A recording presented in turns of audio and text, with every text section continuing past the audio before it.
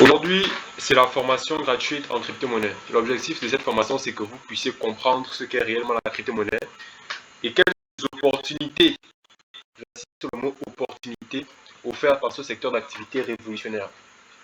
Parce qu'aujourd'hui, on connaît l'agriculture, on connaît l'immobilier, on connaît tout plein de secteurs d'activité, mais les crypto-monnaies, c'est l'un des secteurs d'activité les plus mal connus. Et aujourd'hui, l'objectif sera justement de vous faire comprendre ce que c'est exactement et comment est-ce que vous pourrez éventuellement vous démarquer, tirer votre épingle du jeu à travers ça. Alors, avant de commencer, éliminez toutes les distractions autour de vous. Donc, toute distraction, vraiment, vous devez être à l'aise et éviter qu'il y ait autour de vous du bruit. Il faut vraiment être concentré dans cette formation-là, très très très concentré. Ensuite, ayez de quoi noter parce qu'il y aura pas mal d'informations. Les micros, fermez-les d'abord et pour ceux qui voudront interagir, vous interagissez uniquement dans le chat. Et enfin, préparez vos questions pour la phase questions-réponses à la fin. Ok. Donc on élimine les distractions. Alors si c'est fait pour tout le monde, mettez dans le chat OK, OK, OK, OK. Distractions éliminées. Vous avez vos notes. OK. Préparez vos questions, tout ça dans le chat. On met OK, OK, OK. Parfait. Pardon?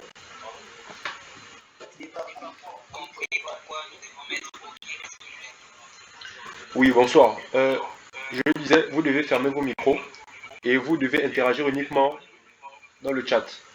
Et donc je disais tout de suite que avant de commencer, vous devez éliminer les distractions autour de vous. Vous devez avoir de quoi noter et vous devez préparer vos questions pour la fin. Donc je disais, vous mettez OK, OK si c'est bon pour vous.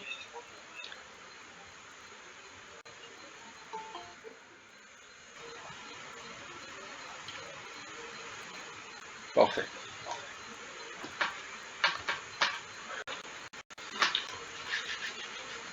Alors, à la fin de cette formation, vous allez comprendre pourquoi c'est à la banque que votre argent est le moins en sécurité. Première chose, pourquoi c'est à la banque que votre argent est le moins en sécurité. Deuxième chose, vous allez comprendre pourquoi vous avez une chance unique d'accéder à des informations que peu de gens connaissent encore. Et comment cela peut changer votre avenir, littéralement. Vous comprendrez comment ce domaine va créer des milliardaires, je parle de milliards, dans la prochaine décennie, et pourquoi vous pouvez être l'un d'entre eux. Quatrièmement, vous comprendrez pourquoi l'argent liquide pourrait bientôt disparaître. Ça veut dire les billets papier, les francs CFA en billets, tout ça. Pourquoi ça pourrait bientôt devenir obsolète et comment vous pouvez vous préparer à cette transition inévitable. Et enfin, vous verrez comment les individus ordinaires utilisent les crypto-monnaies pour transformer leur vie et comment vous pouvez faire de même, même si vous partez de zéro. Donc voici les 5 objectifs de cette formation. Vous faire voir et comprendre l'opportunité derrière les crypto-monnaies. Et surtout, éteindre toutes les idées reçues qu'il y a autour. Parce qu'il y a trop d'idées reçues sur les crypto-monnaies.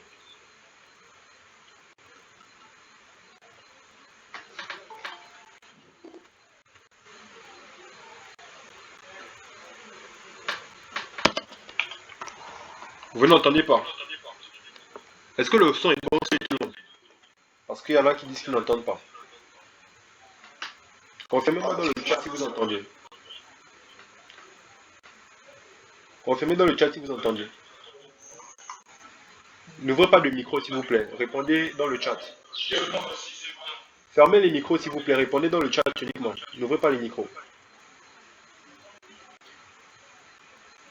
Ok, chez moi c'est ok, chez moi c'est bon. Chez moi c'est bon, chez moi c'est bon, chez moi c'est bon. Ok, bon. Chez la majorité des gens c'est bon. C'est bon, c'est bon, c'est bon, c'est bon. Ok.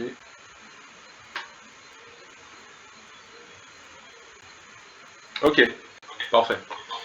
Donc, voici les 5 objectifs de la formation. Comprendre pourquoi c'est à la banque que votre argent est le moins en sécurité. Pourquoi vous avez de la chance d'avoir les informations que vous aurez ce soir. Comment est-ce que ce domaine va créer des milliardaires dans les prochaines décennies. Découvrir pourquoi est-ce que l'argent liquide tel qu'on le connaît aujourd'hui va bientôt disparaître. Et surtout, comment est-ce que des individus ordinaires, comme vous et moi, changent leur vie tous les jours grâce aux crypto-monnaies. Cette formation s'adresse à, et ne s'adresse pas à, ceux qui sont curieux. Donc ça s'adresse à ceux qui sont curieux, ok, et souhaitent comprendre et maîtriser les crypto-monnaies. Donc si vous êtes curieux et que vous souhaitez maîtriser les crypto-monnaies, la formation s'adresse à vous. Ceux qui veulent prendre le contrôle de leur avenir financier. Vous allez comprendre ce qu'on entend par prendre le contrôle de son avenir financier dans la suite. Ça s'adresse également aux entrepreneurs et aux investisseurs visionnaires. Donc si jamais vous êtes investisseur ou bien vous avez beaucoup d'argent et que vous voulez diversifier vos sources de revenus dans les crypto-monnaies, cette formation va vous permettre de voir plus clair dans ce domaine-là parce que certainement, vous voyez le brouillard dedans. Les personnes prêtes à s'engager sérieusement parce que ce n'est pas un domaine dans lequel vous allez dire que vous allez juste vous tourner les pouces et puis l'argent va tomber du ciel. Un peu comme les personnes à qui la formation ne s'adresse pas. Ça ne s'adresse pas à ceux qui cherchent des gains rapides sans effort. Si vous pensez que la crypto-monnaie, c'est un moyen de faire de l'argent rapidement, facilement, vous n'êtes pas au bon endroit. Cette formation ne va pas vous intéresser. Ceux qui ne veulent pas prendre de risques calculés.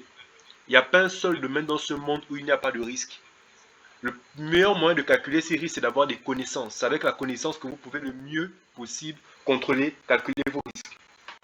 Lorsque vous sortez des chiffres et que vous prenez le taxi, vous prenez un risque. Lorsque vous dormez avec vos téléphones branchés, vous prenez un risque. Quand vous avez la bouteille de gaz allumée chez vous, c'est un risque. Le risque, il est partout. L'important maintenant, c'est d'avoir les connaissances qui vous permettent de pouvoir naviguer sans avoir à se soucier des risques parce que vous avez suffisamment de connaissances pour correctement les gérer. C'est la connaissance la clé. Les personnes qui ne sont pas prêtes à s'investir personnellement. Parce qu'il y a des gens qui disent oui, bon, prends mon argent et puis tu investis ça. Non. Ici, vous allez être autonome. L'objectif, c'est de vous rendre autonome. Ce n'est pas comme ce que vous voyez sur Internet où les gens vous disent envoyez l'argent et puis je vais investir ton argent. En moins de 12 heures, tu vas recevoir le double ou bien le triple, je ne sais pas trop. Ça n'a rien à voir. La crypto-monnaie n'a rien à voir avec ce genre de choses. La crypto-monnaie vous rend autonome et vous allez comprendre dans la suite pourquoi est-ce que ça vous rend réellement autonome. Les adeptes de solutions toutes faites. Donc la recette miracle. Il n'y a pas de recette miracle ici. Donc si vous faites partie des personnes à qui la formation s'adresse, super. Sinon, vous pouvez vous déconnecter déjà. Alors, qui suis-je? Moi, je suis Gambit Nitarlet. Je suis entrepreneur gabonais, développeur web, mobile et manager. Donc, si jamais, pour les personnes, par exemple, j'ai dans le groupe même des apprenants en développement. Donc, je suis également investisseur. Donc, les crypto-monnaies m'ont permis justement aujourd'hui de pouvoir investir dans d'autres domaines. Voilà. YouTuber, donc je partage depuis 2021 plein de contenus sur les crypto-monnaies sur YouTube. J'ai presque 200 vidéos sur YouTube qui parlent de crypto-monnaies, qui vous informent, qui vous donnent toutes les informations nécessaires pour bien comprendre ce domaine-là. Je suis formateur et consultant blockchain et crypto-monnaie depuis bientôt 5 ans.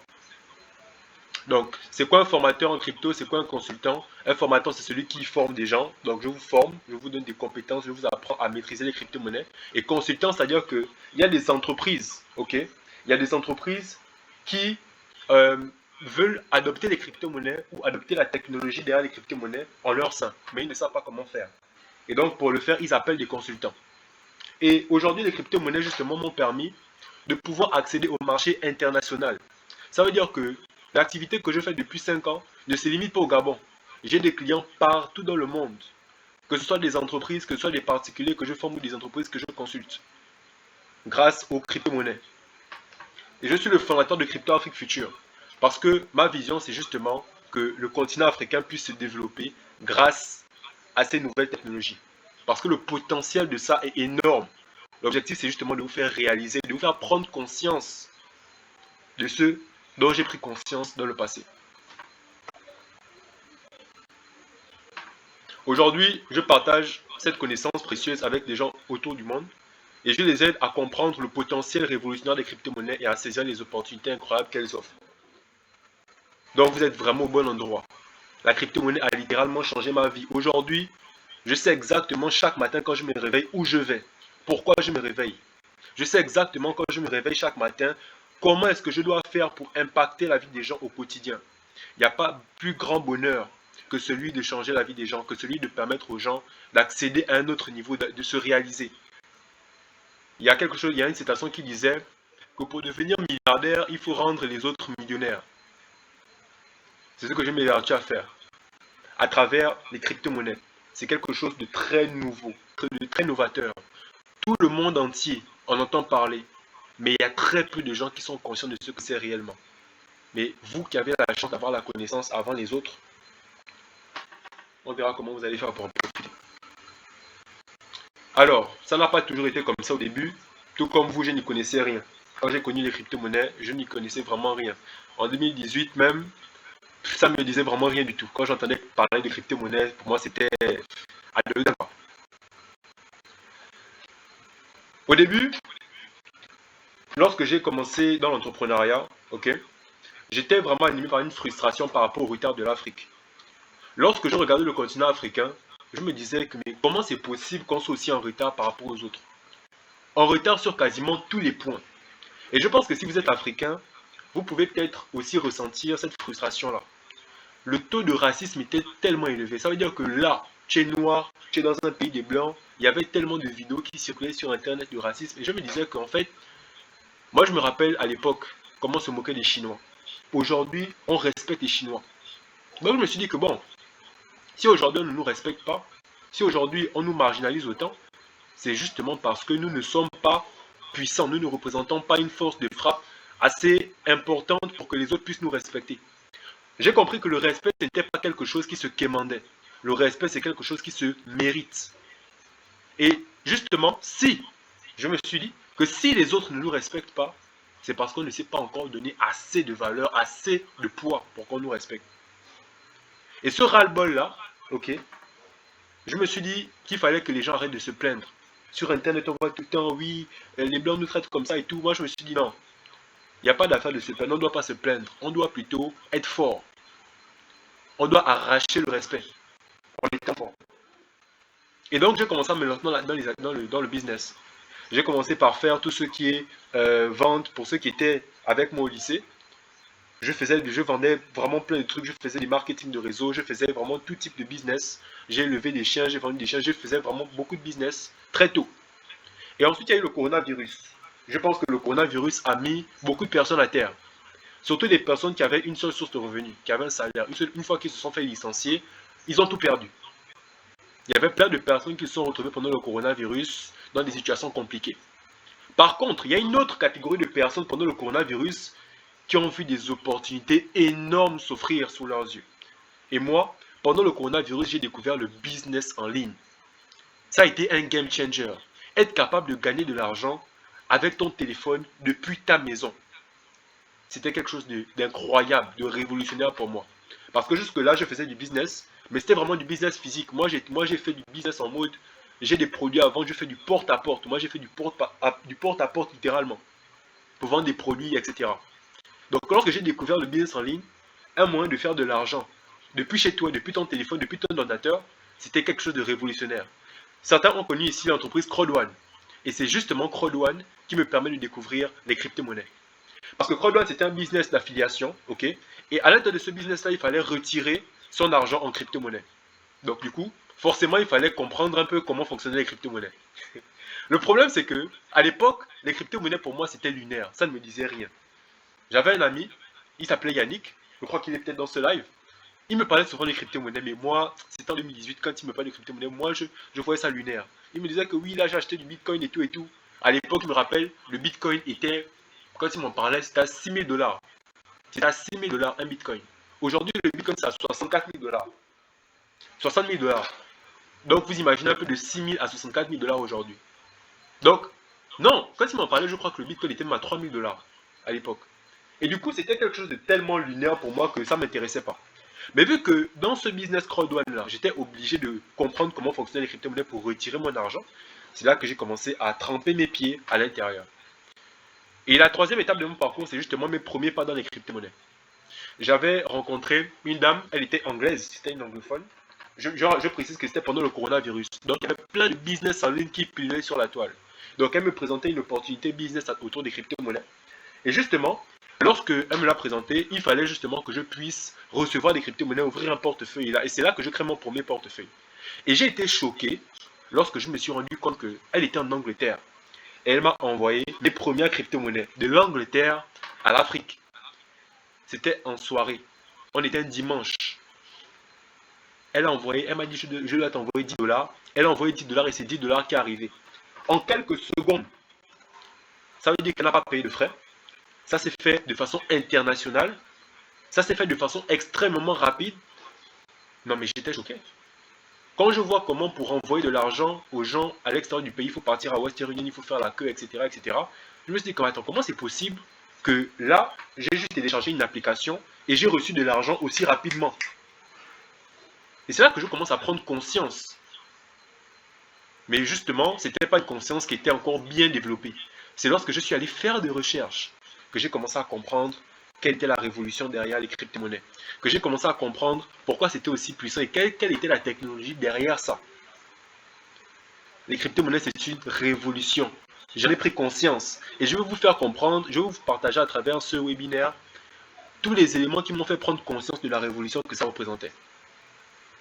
L'étape 4 de mon parcours, c'était la recherche d'informations. Je me suis informé comme pas possible. À l'époque, il n'y avait pas d'informations, les gars. Aujourd'hui, vous avez la chance, il y a plein de vidéos sur YouTube. J'ai presque 100 vidéos sur YouTube. Si vous avez des questions sur les crypto-monnaies, j'ai répondu à quasiment 99% des questions que vous pouvez vous poser dans ma chaîne YouTube. Mais quand je me suis lancé à l'époque, il n'y avait pas de vidéos sur YouTube. Il n'y avait pas d'Africains qui parlaient de crypto-monnaies. Il y avait quelques Africains, mais vraiment c'était une minorité. La majorité des personnes qui parlaient de crypto-monnaies sur Internet, c'était des Blancs. Et il parlait de ça avec un français tellement compliqué que c'était pas évident en fait de comprendre de première vue. Donc forcément, lorsque la majorité des Africains entendaient parler de crypto-monnaie et qu'ils allaient sur YouTube, ben, ils trouvaient ça forcément lunaire. Mais lorsque j'ai vu ça, je suis allé faire des recherches, je me suis formé, j'ai fait des nuits blanches pour comprendre cette affaire de crypto-monnaie. Parce que j'ai vu, quand j'ai compris les crypto-monnaies, je me suis rappelé de mon objectif dans l'étape 1. Faire en sorte que l'Afrique puisse se développer. Faire en sorte de contribuer au développement de l'Afrique. Et lorsque j'ai compris la valeur ajoutée des crypto-monnaies, j'ai vu qu'il y avait dedans ça une opportunité, mais il y avait quelque chose que je ne comprenais pas encore. Et c'est cette curiosité-là qui m'a emmené en fait à chercher, à pousser mes réflexions, comme ça. J'ai fait des plateformes d'investissement, j'ai perdu beaucoup d'argent, parce qu'il y a plein de plateformes qui disaient que oui, tu viens mettre tant d'argent, tu vas gagner tant, tu envoies l'argent, la plateforme ferme après 2 jours, tout ton argent investi part. Je suis sûr que dans ce webinaire, il y a plein de personnes qui ont vécu ça, qui ont investi dans des plateformes d'investissement, qui sont partis, qui sont tombés à l'eau, qui ont disparu, qui ont scammé, etc. etc. C'est le cas de plein de personnes. Quand on se lance dans le domaine des crypto-monnaies, qu'on est novice. C'est normal. Maintenant, aujourd'hui, vous avez la possibilité d'avoir les bonnes informations. Donc, lorsque je me suis suffisamment formé et que j'ai eu suffisamment de connaissances, dans la 5e et dernière étape, j'avais ce désir de partager ce que je savais, de partager mon expérience, de partager les bonnes informations. Parce que je me suis rendu compte que sur Internet, la majorité des gens ne parlaient des crypto-monnaies que dans le sens d'arnaque, gagner de l'argent facilement, gagner de l'argent rapidement. Il fallait que je puisse, à mon niveau, contribuer au fait que les gens puissent comprendre la révolution que j'avais compris. Mais il ne faut pas juste que l'on comprenne ça pour comprendre. Il faut que l'on comprenne, mais que l'on puisse également devenir acteur de ce changement, acteur de cette révolution pour contribuer au développement de notre continent. Et c'est là que j'ai lancé la chaîne YouTube Crypto Afrique Future. À la base, c'était une chaîne YouTube. Mais aujourd'hui, Crypto Afrique Future forme des centaines de personnes à travers le monde dans le domaine des crypto-monnaies. La crypto-monnaie, ce n'est pas un investissement miraculeux. On commence à rentrer dans le vif du sujet. Ce n'est pas un investissement miraculeux.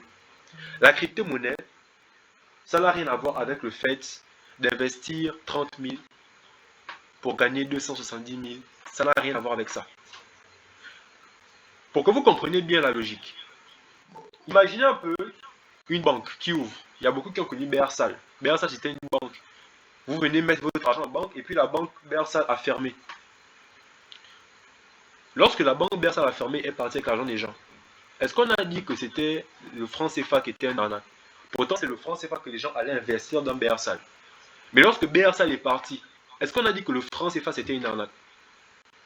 La crypto-monnaie, c'est le même principe. Aujourd'hui, les gens, les arnaqueurs, utilisent le mot crypto-monnaie pour que les gens viennent investir dans leur entreprise avec des crypto-monnaies. Et ensuite, lorsqu'ils ferment, lorsqu'ils fuient, on dit que la crypto-monnaie, c'est une arnaque. Alors que tout comme le franc CFA, la crypto-monnaie a été un outil, a été un instrument qui a servi à arnaquer les gens. La crypto-monnaie n'est qu'un outil. Ça n'a rien à voir avec une arnaque parce que ce sont des personnes qui utilisent leurs connaissances et qui exploitent l'ignorance des gens pour créer ce genre de plateforme-là. Tu envoies 30 000, tu gagnes 270 000. Ça n'a rien à voir avec la crypto-monnaie. Rien. La crypto-monnaie n'est pas un système pyramidal. Donc, rassurez-vous, à la fin de ce live, je ne vous dirai pas, vous devez acheter un pack. Un pack. Il y a le pack Gold, il y a le pack Titanium. Non, il n'y aura pas ça. Ça n'a rien à voir avec un système où tu dois parrainer les gens. Rien à voir. Un système pyramidal, un système ponzi, c'est un système dans lequel c'est l'argent des nouveaux qui paye les anciens. La crypto-monnaie n'a rien à voir avec ça. Maintenant, c'est quoi vraiment la crypto-monnaie? La crypto-monnaie, c'est une monnaie. Tout comme le franc CFA, l'euro, le dollar. C'est une monnaie. La monnaie, c'est un outil. Après, les gens qui ont une connaissance exploitent l'ignorance de ceux qui n'ont pas la connaissance par rapport à cet actif qui est nouveau. C'est justement parce que c'est nouveau que les gens savent que la majorité des gens n'ont pas suffisamment d'informations et donc ils exploitent ça pour créer des arnaques. C'est une monnaie sauf que les crypto-monnaies sont 100% numériques. 100%. Ce n'est pas possible de les retirer en cash sauf si on les convertit en monnaie fiat. À partir d'aujourd'hui, voyez les crypto-monnaies comme le franc CFA, comme l'euro. Lorsque tu as du franc CFA, tu peux acheter avec tes francs CFA de l'euro. Tu vas convertir. Tu ne vas pas dire j'investis dans l'euro. Tu ne vas pas dire j'investis dans l'euro. Tu vas dire je convertis mes francs CFA en euros. Arrêtez de dire comment on investit dans les crypto-monnaies. Voyez les crypto-monnaies comme une monnaie. Et lorsque vous échangez vos francs CFA contre des crypto-monnaies, vous ne faites qu'un échange de devises. La crypto-monnaie, c'est une monnaie. 100% numérique, ça veut dire que c'est une monnaie qui n'a pas, il n'y a pas de billet. Vous n'allez pas avoir de bitcoin en cash, en papier. Ça n'existe pas. Lorsque vous utilisez des crypto-monnaies, c'est exactement comme lorsque vous avez de l'argent dans votre compte Airtel Money. Quand l'argent est dans votre compte Airtel Money, ben, c'est numérique en fait, c'est digital. Quand tu envoies de l'argent de ton compte Airtel Money au compte Airtel Money de ton camarade, c'est digital, ça se fait de façon digitale, il n'y a pas un échange de billets. Mais les crypto-monnaies, c'est le même principe. C'est exactement la même chose. À l'époque, lorsque Airtel Money est arrivé, tout le monde voyait ça comme une arnaque. Tout le monde se disait que, oh, mais comment on va mettre l'argent dans les comptes numériques, tout ça, tout ça, tout ça. Aujourd'hui, le monde est en train d'évoluer, la monnaie évolue, et les crypto-monnaies, c'est une phase supérieure de l'évolution de la monnaie. Donc, du coup, vous devez comprendre qu'aujourd'hui, les crypto-monnaies sont des monnaies 100% numériques. Et ce n'est pas parce que c'est 100% numérique que ça n'a pas de valeur, ou c'est pas parce que vous ne pouvez pas toucher ça en papier que ça n'a pas de valeur. Non. Si vous avez des crypto-monnaies, vous pouvez les échanger en francs CFA et faire de l'argent avec, acheter des choses, etc., etc. Et même avec les crypto-monnaies aujourd'hui, on peut déjà acheter des choses. Il y a des pays comme la République centrafricaine qui ont adopté des crypto-monnaies, le Bitcoin comme monnaie nationale. Il y a des pays comme le Salvador qui ont adopté le Bitcoin comme monnaie nationale. Il y a des pays comme le Zimbabwe qui utilisent le Bitcoin pour lutter contre l'inflation. Ce sont des monnaies. La crypto-monnaie est une monnaie. Les crypto-monnaies, la différence avec les monnaies maintenant classiques, c'est que ce sont des monnaies qui sont indépendantes des États et des institutions bancaires. Ça veut dire que le franc CFA, l'euro, le dollar, ce sont des monnaies qui sont contrôlées et émises par des États et des banques centrales. Les crypto-monnaies ne sont pas émises et contrôlées par des États et des banques centrales. Les crypto-monnaies sont des monnaies libres. On dit très souvent que la crypto-monnaie, c'est la monnaie du peuple. C'est une monnaie qui n'est pas contrôlée par une autorité centrale. C'est une monnaie qui est décentralisée. Ça veut dire qu'il n'y a pas quelqu'un qui contrôle et qui régule les crypto-monnaies. Lorsque vous détenez des crypto-monnaies, il n'y a pas quelqu'un qui peut venir vous confisquer vos crypto-monnaies. C'est une monnaie qui vous appartient à vous et à vous seul. C'est une crypto-monnaie qui a été créée pour le peuple. Mais il faudrait que vous compreniez le contexte justement de l'apparition des crypto-monnaies. Alors, les origines des crypto-monnaies, déjà on va partir de la crise des subprimes.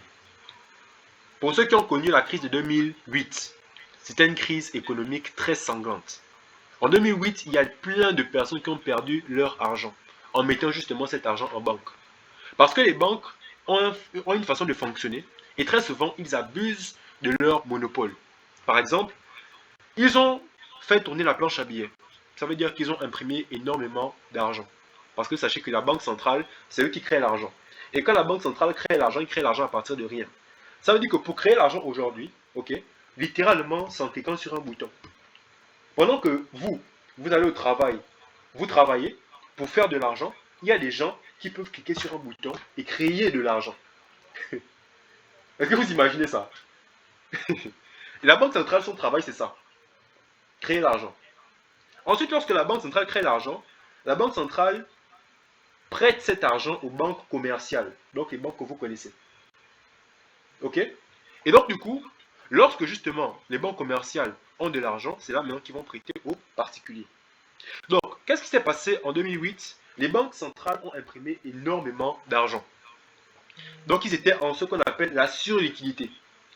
Ce qui fait que vu qu'ils avaient beaucoup d'argent, ils ont justement permis aux gens de pouvoir avoir des prêts immobiliers, de pouvoir emprunter des maisons, des biens immobiliers. C'est comme si aujourd'hui, tu gagnes 150 000, ok, et tu peux aller emprunter un bien immobilier qui coûte 40 millions. Alors qu'aujourd'hui, normalement, lorsque tu veux faire un emprunt à la banque, un prêt bancaire, il faut forcément que tu puisses être solvable. Donc, on va regarder ton salaire, etc.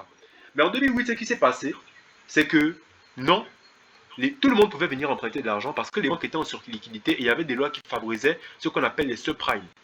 Un prime, c'est un prêt immobilier qui n'est pas risqué et un subprime, c'est un prêt immobilier risqué. Ça veut dire que là, la banque va prêter de l'argent ou un bien immobilier à quelqu'un qui n'est pas solvable. Au bout d'un moment, la banque a prêté tellement de biens immobiliers que les gens ne pouvaient plus rembourser leur maison et donc ça a créé une crise économique parce que le prêt là, c'est vous. Lorsque vous, particulier, vous mettez votre argent en banque, la banque utilise votre argent pour prêter à d'autres personnes. C'est ce qui se passe. Donc si jamais la banque a prêté ton argent à quelqu'un qui n'est pas solvable et que la personne ne peut plus rembourser, c'est que la banque aussi ne peut plus te redonner ton argent.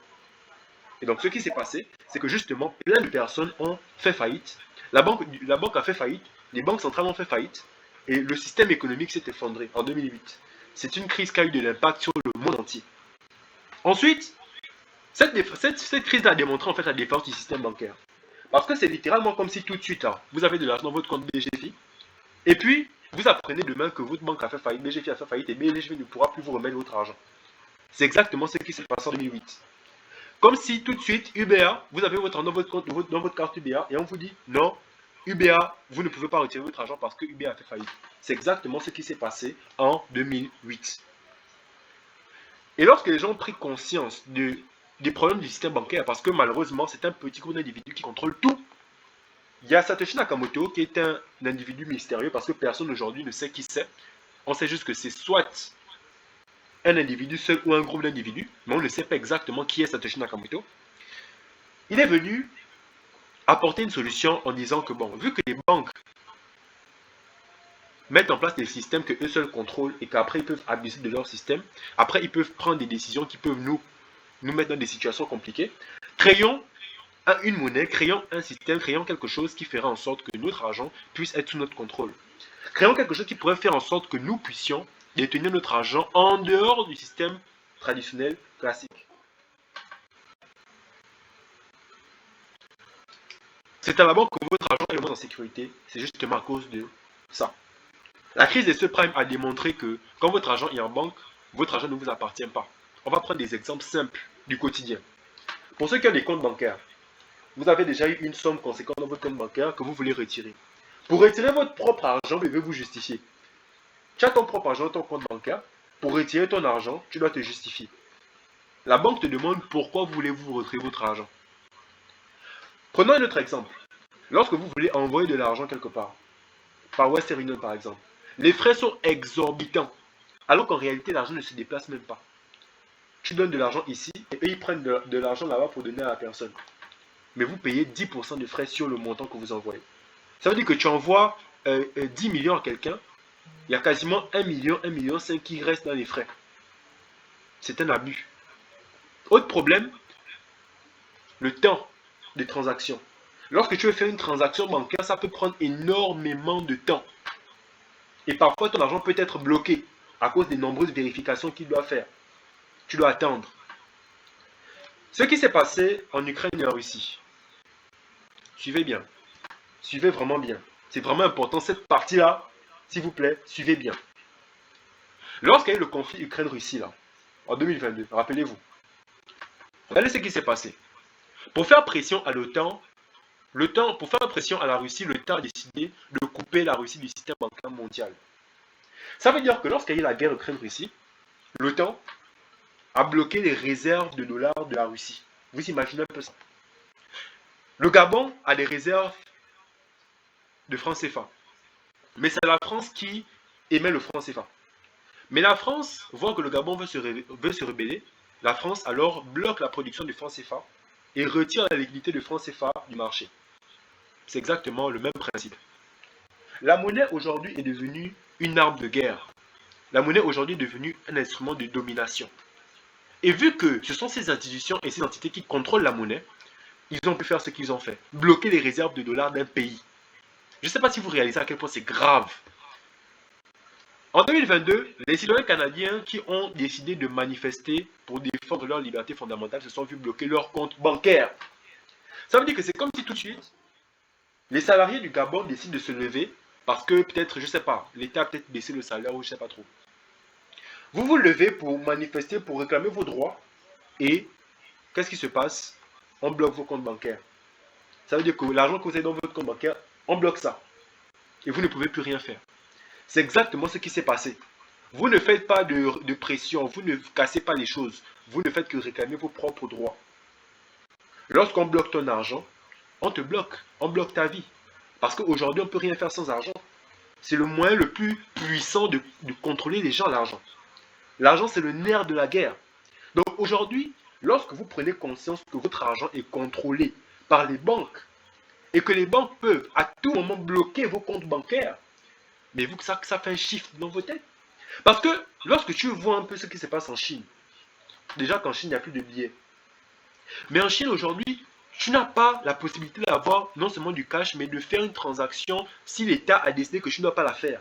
Ça veut dire que toi, tu aimes peut-être manger la tchéké. L'État décide que bon, aujourd'hui, plus personne ne va acheter la tchéké. Vu que toutes les transactions sont digitales, quand tu payes la tchéké, l'État te voit, l'État voit que tu as payé la tchéké, qu'est-ce qu'ils font? Ils te bloquent. Vous avez payé la tchéké, vous n'avez pas respecté nos règles. On bloque votre compte pendant 3 jours. Exactement comme sur Facebook. Quand on bloque le compte Facebook, vous n'avez pas respecté les règles, votre compte est bloqué pendant 3 jours. Ils pourront le faire également. Le compte bancaire, c'est très dangereux. On a l'impression, parce qu'il faut que vous compreniez bien dans quel contexte, on a l'impression aujourd'hui que quand notre argent est en banque, c'est sécurisé. Oui, c'est sécurisé. Mais malheureusement, il faut que vous preniez conscience qu'aujourd'hui, on troque notre sécurité contre notre liberté. Ça veut dire qu'en échange de la sécurité que va nous apporter la banque, on perd notre liberté. Prenez vraiment conscience de ça. Ce type d'abus des États va être de plus en plus facile avec l'émergence des monnaies numériques de banques centrales. Aujourd'hui, le cash va disparaître. Les billets, aujourd'hui on utilise les billets papier, le franc CFA, l'euro, tout ça. Allez-y en Chine. Vous voyez si vous allez payer quelque chose en billets. Tout est digitalisé. Mais ça va être de plus en plus facile parce que si tout est digitalisé, ça veut dire que les banques centrales et les États pourront contrôler tout de A à Z. Aujourd'hui, par exemple, si j'ai 10 000 et que je te donne 10 000, qu'est-ce qui se passe? C'est un échange de billets. Personne ne peut savoir que tu as pris mes 10 000 ou bien que je te donnais 10 000. Personne. Par contre, si les 10 000 sont digitalisés et que votre compte est contrôlé à celui de l'État, qu'est-ce qui se passe? Quand vous envoyez 10 000, quand vous envoyez 100 francs, quand vous envoyez 25, quand vous envoyez 1 franc, ils sont au courant de tout ce qui se passe. Et à ce moment-là, s'ils vous interdisent d'acheter X et que vous achetez X, ils ont toutes les clés en main pour vous bloquer, pour vous punir. Entre guillemets. Ce qui se passe avec les réseaux sociaux concernant nos comptes, nos informations sur Facebook, dans lesquels on bloque les comptes, etc. Ce sera la même chose pour l'argent dans quelques années.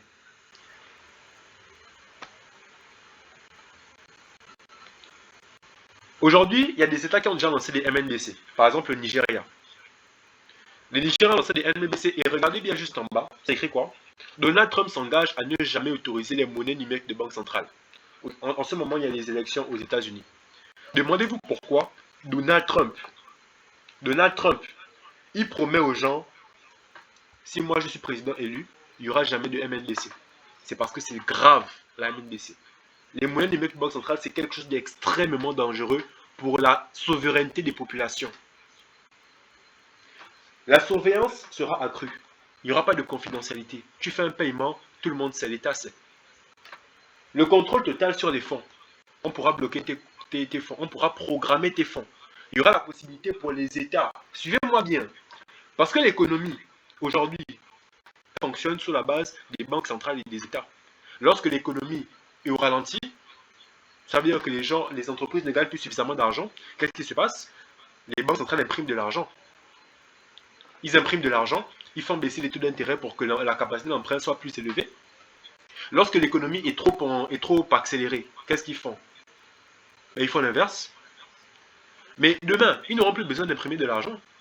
Demain, il suffira seulement de faire en sorte que si jamais l'argent, par exemple, l'économie est au ralenti et que les entreprises ne gagnent plus suffisamment d'argent, si jamais il y a ce problème-là, ils vont simplement dire que bon, on n'imprime plus d'argent, mais par contre, chaque mois, vous avez votre salaire qui tombe et vous avez 30 jours pour dépenser votre salaire. On pourra programmer la monnaie. C'est grave. Et les impacts sur la liberté financière. Quand on parle de liberté financière, les gens pensent seulement que c'est le fait d'avoir beaucoup d'argent, d'être libre financièrement et tout ça. Non. La liberté financière, c'est d'être libre de pouvoir utiliser ton argent comme tu le veux. Qu'on ne te dise pas que bon, aujourd'hui, vous voulez envoyer 2 millions, vous ne pouvez pas parce qu'il y a un plafond journalier. Aujourd'hui, vous voulez envoyer de l'argent, mais comme c'est samedi, comme c'est dimanche, vous ne pouvez pas parce que c'est le week-end. La liberté financière, c'est d'être libre. On n'est pas compétitif en Afrique. On n'est pas compétitif. Tu es un entrepreneur africain, tu vas dans un pays. Il y a une opportunité à saisir là tout de suite. Tu dois dégainer peut-être 50 millions. Tu as quelle banque qui va accepter de te faire sortir 50 millions? Ils vont te demander des justificatifs. La liberté financière, c'est tout ça. Ça inclut tout ça. C'est au sens large. Et cette idée-là provient du World Economic Forum. Les monnaies de banque centrale, tout ça, ça vient du World Economic Forum. Je vous invite à faire des recherches sur le World Economic Forum. Allez-y sur Internet, faites des recherches, documentez-vous après cette formation-là. Qu'est-ce qu'ils disent? Leur slogan, c'est quoi? Vous ne posséderez rien et vous serez heureux. Vous ne posséderez rien et vous serez heureux. L'objectif pour eux, c'est quoi? C'est de tout digitaliser. Tout digitaliser pour contrôler tout le monde. Pour faire en sorte d'avoir un contrôle énorme sur la majorité des gens. Sur les populations. Et lorsqu'ils ont le contrôle, il y a une citation qui dit que le pouvoir, c'est le contrôle. Lorsqu'ils ont le contrôle sur les gens, comment vous faites? Il y a un problème. Ton argent dans ton compte bancaire. Tu ne peux pas bouder. Parce que si tu boudes, on bloque ton compte. Si on bloque ton compte, tu n'as plus d'argent. Si tu n'as plus d'argent, tu ne peux rien faire. Vous ne posséderez rien et vous serez heureux. Ils sont en train d'arriver au niveau où, même les terrains, déjà que chez les Blancs, il n'y a pas les terrains. On ne possède pas les terrains. Quand vous regardez ça, vous remarquez un peu que le retard que l'Afrique a en réalité, c'est bénéfique. Chez les autres là-bas, tout est quasiment digitalisé. Hein. Tout. Ça veut dire que s'ils veulent mettre ça en place là-bas, c'est très facile. Mais nous, en Afrique, le retard qui semble être quelque chose de mauvais, au contraire, c'est quelque chose qui est très très très intéressant actuellement parce que ça nous met dans une position, nous les Africains, où, en tant que population, on a plus d'avantages que les Occidentaux. Au niveau de notre souveraineté, on est plus souverain qu'eux, à travers ce que nous allons voir par la suite. Bien heureusement, en 2009, l'anonyme Satoshi Nakamoto, dont on a parlé précédemment, fait un cadeau au monde. Un cadeau. Parce que je vous ai expliqué le problème.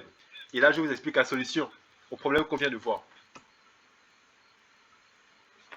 Le Bitcoin. Le Bitcoin qui permet de reprendre le contrôle de son argent. Tout à l'heure, je vous ai dit que pendant la crise des subprimes, qu'est-ce qui s'est passé? Ce qui s'est passé, c'est que des gens ont perdu leur argent qui était en banque parce que les banques ont fait faillite. Et les banques ont fait faillite, justement, les banques ont fait faillite à cause de la mauvaise gestion étatique et des banques centrales. À cause de ça, il y a eu une frustration. Il y avait un mouvement qui s'appelait les cypherpunks et tout ça. Ils ont créé le Bitcoin. Le Bitcoin représente deux choses. B majuscule, Bitcoin avec B majuscule représente la blockchain, donc la technologie derrière le Bitcoin. On en parlera par la suite. Et B avec petit b représente la crypto-monnaie Bitcoin, la crypto-monnaie en elle-même. celle que l'on s'échange, celle que l'on s'envoie, celle qui est quittée de 0,001 $ en 2009 à aujourd'hui près de 60 000 $, le Bitcoin.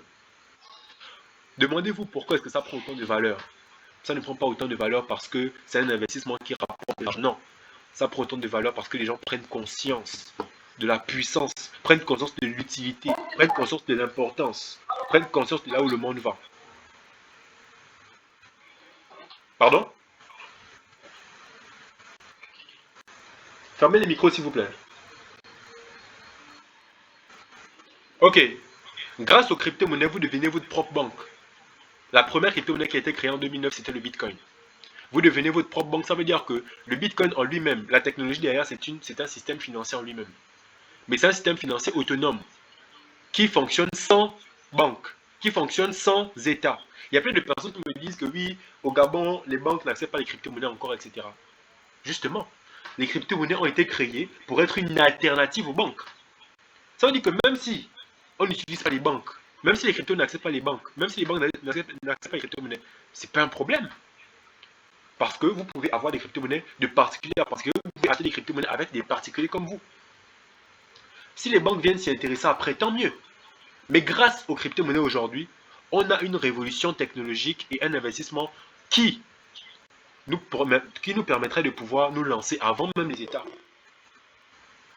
Donc c'est un avantage en fait. Mais pour ça, il faut avoir les connaissances qui vous permettent de pouvoir profiter de ces avantages-là. L'évolution de la monnaie, elle a commencé comme ça, avec les coquillages, pour que vous compreniez vraiment la puissance du Bitcoin. Au-delà de ce que l'on a vu, comprendre vraiment à quoi sert le Bitcoin et la puissance du Bitcoin vous permettra de comprendre pourquoi ça prend autant de valeur et pourquoi vous pourrez gagner de l'argent avec. Le coquillage. À l'époque, c'est ce qu'on utilisait comme monnaie. Les coquillages des points de silex. Mais malheureusement, on pouvait les trouver partout. On peut trouver les coquillages partout. Donc, on a dû abandonner les coquillages pour passer aux pièces d'or. On a utilisé métaux précieux comme l'or, etc. Le problème avec les pièces d'or et autres, c'est que ce n'étaient pas des choses divisibles. Ça veut dire que si par exemple tu tiens un lingot d'or, le problème c'est que tu as le lingot d'or, mais pour acheter par exemple une boîte d'allumettes avec, tu vois que c'est pas évident parce que il faut diviser ce lingot d'or là. Donc au niveau des monnaies, la divisibilité n'est pas intéressante avec les métaux précieux. C'est justement à cause de ça qu'on a commencé à utiliser les billets. Et les billets en fait à l'époque c'était que tu prends ton or, ok, et tu vas le mettre chez un orfèvre. Les orfèvres c'était un peu les banques, les ancêtres des banques à l'époque. Les orfèvres, justement, gardaient ton or en échange des certificats de dépôt. Ça veut dire qu'il y avait un certificat de dépôt qu'on te remettait qui garantissait la quantité d'or que tu laissais chez l'orfèvre. Donc tu pouvais faire les échanges, tu pouvais acheter des choses avec les certificats de dépôt sans problème. C'était ça en fait le principe à l'époque. Ensuite, les certificats de dépôt ont été remplacés par les billets. Parce qu'au fur et à mesure, les gens se sont rendus compte que c'était beaucoup plus pratique, plutôt que de se déplacer avec de l'or, d'utiliser des billets.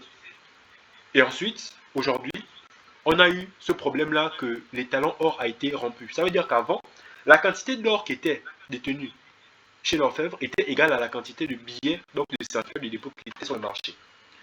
Mais avec le temps, ce qui s'est passé, c'est que les banques, c'est que les États, autant pour moi, aux États-Unis en 1971, ils ont coupé l'étalon or.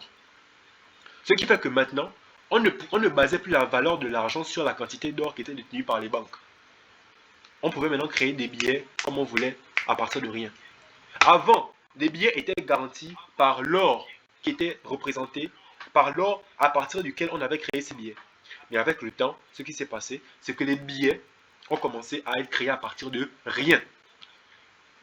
Et aujourd'hui, on est en train de passer à la digitalisation de la monnaie, de l'argent, ce qui fait qu'aujourd'hui, on peut maintenant payer par carte bancaire, alors que ce n'était pas possible avant. Et maintenant, la suite de ça, les MNBC qui arrivent, qui vont faire en sorte que les États aient le contrôle de tout. Et la solution à ça, le Bitcoin, qui fera en sorte qu'il y aura les MNBC, mais grâce au Bitcoin, oula, on dirait que le partage est... Vous voyez toujours mon écran? Ok, c'est bon. Ok. Donc je disais, grâce à ça, justement, le Bitcoin va faire en sorte que, c'est vrai qu'il y aura les MNBC, les monnaies numériques banques centrales dans lesquelles les banques pourront tout contrôler. Mais aujourd'hui, on a la chance d'avoir une alternative, le Bitcoin. Parce que pendant que tout sera digitalisé, le monde est en train de se digitaliser, hein, sérieusement les gars. Le monde est sérieusement en train de se digitaliser. Donc, lorsque le monde se digitalise comme ça et qu'ils peuvent avoir le contrôle sur tout, la seule solution pour avoir de l'argent qu'ils ne pourront pas contrôler, c'est d'avoir du Bitcoin. Au-delà d'abord de gagner de l'argent, la sécurité de votre argent, la liberté financière, l'autonomie, la souveraineté monétaire, c'est ça les valeurs que prône le Bitcoin, les crypto-monnaies, à la base. Maintenant, il faut comprendre que Bitcoin, c'est une devise, ok, qui nous redonne du pouvoir, qui nous redonne de l'autorité sur notre argent, mais c'est également une réserve de valeur bien au-dessus de l'or.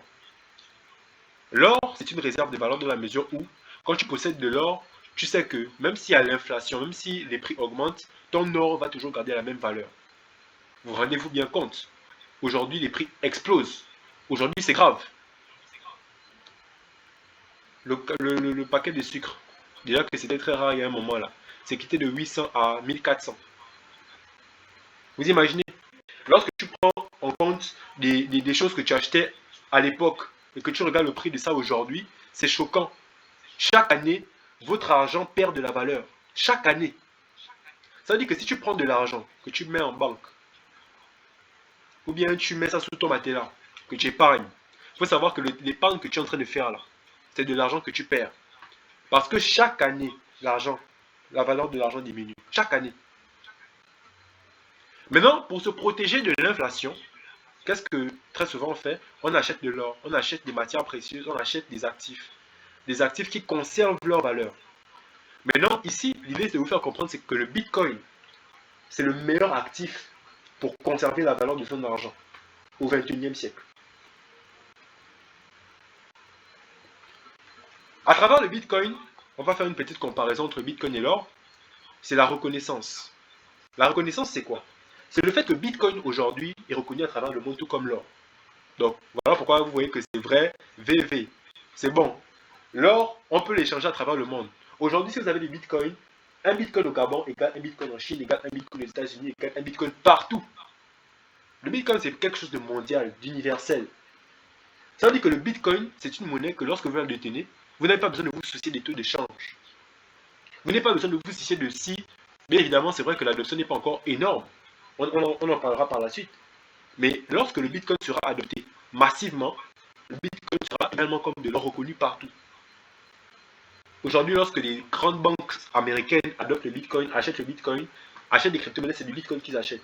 Lorsque les États légalisent les crypto-monnaies comme monnaie nationale, c'est des crypto-monnaies, c'est le bitcoin qu'ils achètent. Donc le bitcoin, c'est une monnaie qui est reconnue dans le monde. La durabilité. Ça veut dire que grâce aujourd'hui à l'or, avec de l'or, vous n'avez pas le problème de vous soucier que c'est un peu comme les billets papier, ça peut se déchirer, ça peut faner, etc. Vu que le Bitcoin est digital, vous n'avez pas besoin de vous soucier de ça. C'est numérique, donc il n'y a pas de risque de date de péremption ou bien qu'il se déchire, je ne sais pas trop quoi. C'est numérique. Maintenant, au niveau où le Bitcoin commence à dépasser l'or, c'est au niveau de la transportabilité, de la liquidité et de tout ce qui va suivre. La transportabilité indique le fait que l'or, imaginez un peu que vous voulez acheter une maison. Vous avez des lingots d'or par exemple. Ça va vous coûter très cher pour déplacer cette or-là. Parce que l'or, c'est quelque chose qui pèse. C'est lourd. C'est justement pour ça qu'on équipe de l'or au billet. Parce que justement, l'or, c'est pas quelque chose qui est facilement transportable. Alors que vu que les bitcoins sont numériques, virtuels, c'est très facile. Avec ton téléphone, allez, tu fais ton paiement, tu fais ton échange, peu importe le montant. Que ce soit 100 millions ou que ce soit 1 euro. La liquidité. La liquidité fait allusion justement, tout comme la divisibilité, au fait que avec un lingot d'or, avec de l'or par exemple, vous pouvez acheter une maison, ok. Mais lorsque vous allez vouloir acheter par exemple, je sais pas moi, une boîte d'allumettes, il va falloir diviser votre or en petites fractions pour pouvoir acheter ce lingot. Alors que le Bitcoin, il n'y a pas de problème de monnaie. Aujourd'hui, quand on prend le taxi, on a le problème que le taxi nous dit toujours est-ce que tu as la monnaie? Grâce au Bitcoin, grâce même à la digitalisation, si jamais on payait par exemple le taxi avec certaines monnaie, il n'y aurait pas ce problème de monnaie. Les crypto-monnaies, c'est le même principe. Aujourd'hui, les gens pensent qu'ils ne peuvent pas acheter le Bitcoin parce que ça coûte trop cher. Je suis sûr que parmi vous, plein de gens pensent qu'ils ne peuvent pas acheter le Bitcoin parce que ça coûte trop cher. Mais non, un Bitcoin peut être divisé. Le Bitcoin est divisible. Ça veut dire que on peut avoir des fractions de Bitcoin. Vous pouvez acheter le Bitcoin de 20 dollars, de 10 dollars, de 5 dollars. Parlons même en francs CFA, de 5 000, de 10 000, de 20 000. Parce qu'on peut diviser, ça va vous faire 0,001 bitcoin, 0,002 bitcoin. On peut acheter du bitcoin en fraction. Ensuite, la sécurité. Le bitcoin, c'est une technologie, suivez bien, c'est une technologie basée sur la cryptographie. C'est extrêmement sécurisé.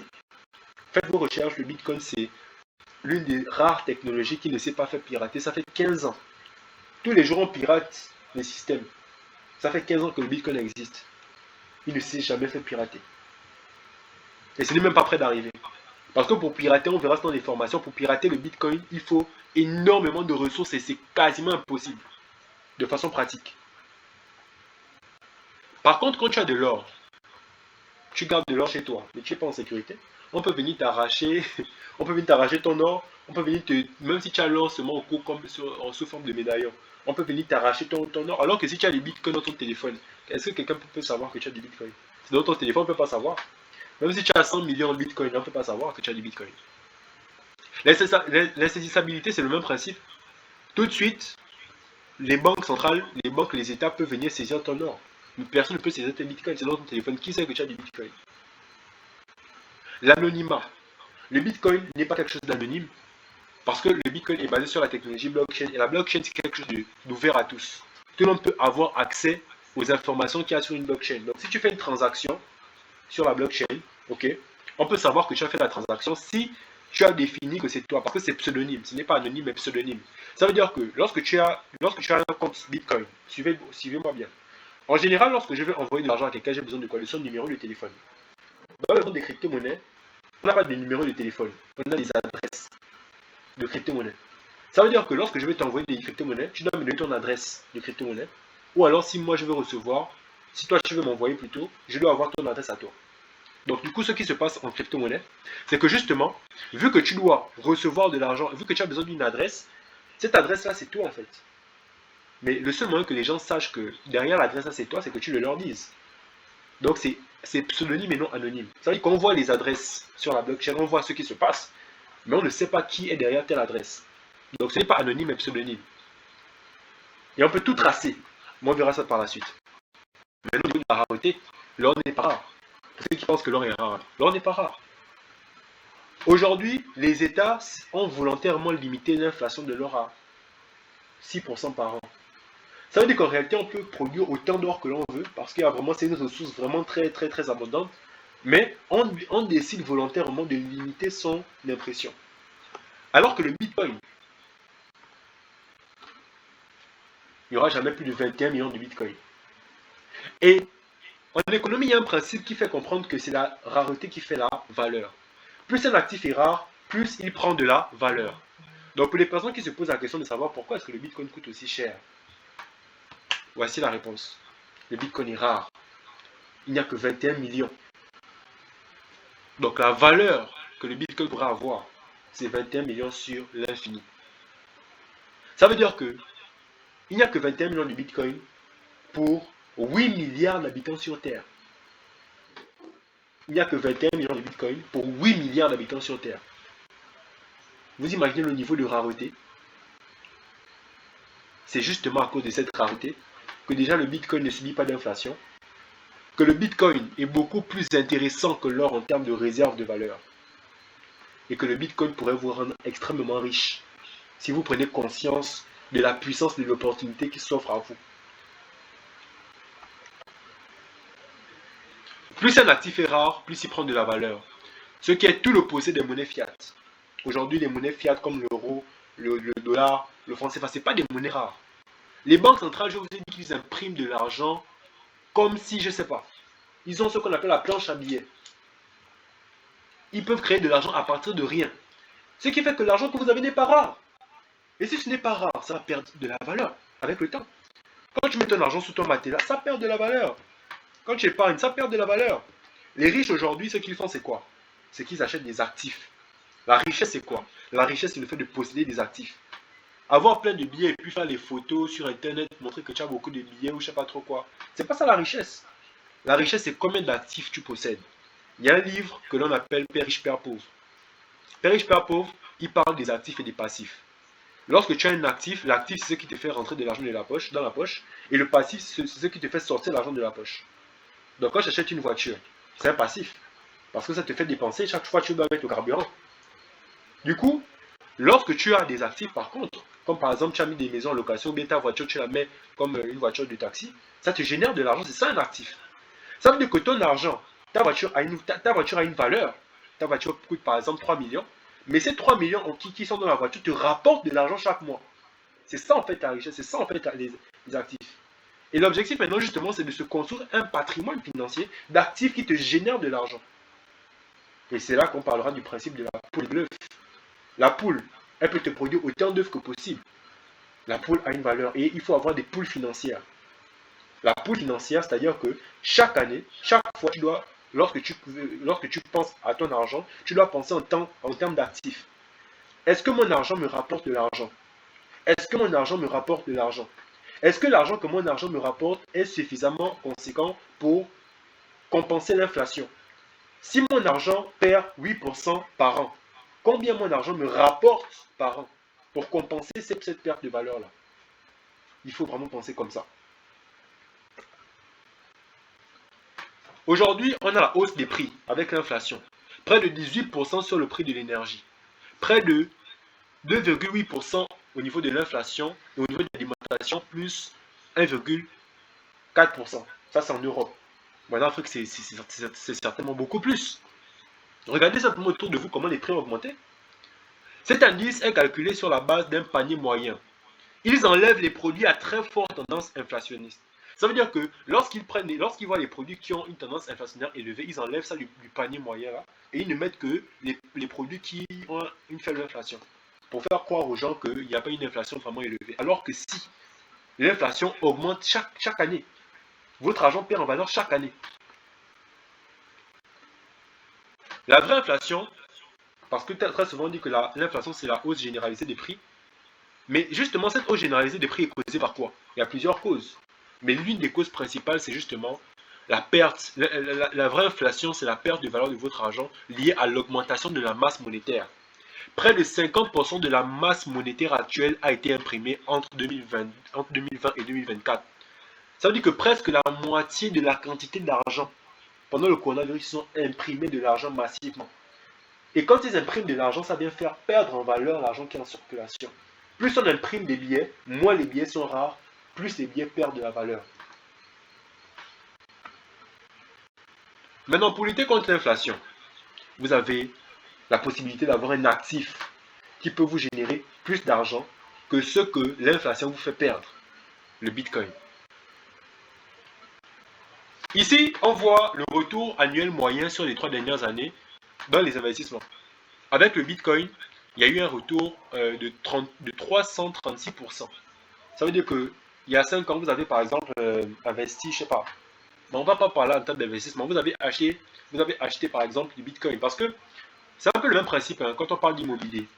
Quand on achète une maison pour la mettre en location, on l'achète par exemple à 40 millions pour la mettre en location à 400 000 par mois. C'est une location, c'est un investissement qu'on fait dans l'immobilier. Mais cette même maison que vous achetez là, elle prend de la valeur aussi chaque année. C'est un peu comme les terrains. Vous pouvez acheter des terrains aujourd'hui et le terrain que vous avez acheté à 500 000, dans 10 ans, il peut valoir 5 millions, 10 millions. C'est le même principe en fait quand on parle de prise de valeur. Ok. Et donc du coup, en termes de prise de valeur avec le Bitcoin, on a eu 336%. L'or, 10% seulement. Le SP500, le SP500 c'est en fait un indice américain. Ça veut dire que c'est un indice qui regroupe les actions de toutes des 500 plus grosses entreprises américaines. On a le Nasdaq, 27%, Amazon, 37%. Là, c'est en termes d'actions, en termes d'actions d'entreprise. Quand tu détenais une action Amazon, tu gagnais 37%. Tesla, 183% et l'immobilier, 4% seulement. Ça veut dire qu'aujourd'hui, en termes d'investissement, en termes d'actifs dans lequel vous devez épargner, il n'y a pas meilleur que les crypto-monnaies. Il n'y a pas meilleur que le Bitcoin pour générer de l'argent à long terme. Parce que là, on est en train de parler dans les 5 dernières années. Durant les 5 dernières années, on n'est pas en train de parler de j'ai investi dans le Bitcoin aujourd'hui et puis demain ça m'a rapporté 336%. On est en train de parler d'un investissement un peu comme l'immobilier. C'est à long terme que ça te rapporte de l'argent et c'est à long terme que tu te protèges. L'objectif c'est de protéger d'abord la valeur de son argent. Bitcoin c'est la meilleure réserve de valeur au monde. le meilleur outil pour protéger la valeur de votre argent.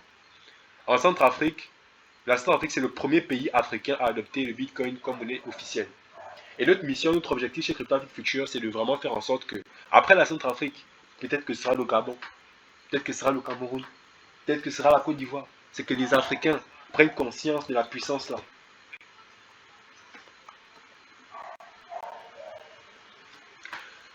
Ce que le Bitcoin a apporté, ce n'est pas juste une réserve de valeur. Ça ne se limite pas à ça.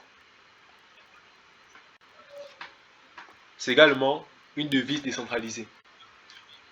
C'est aussi une technologie, la blockchain.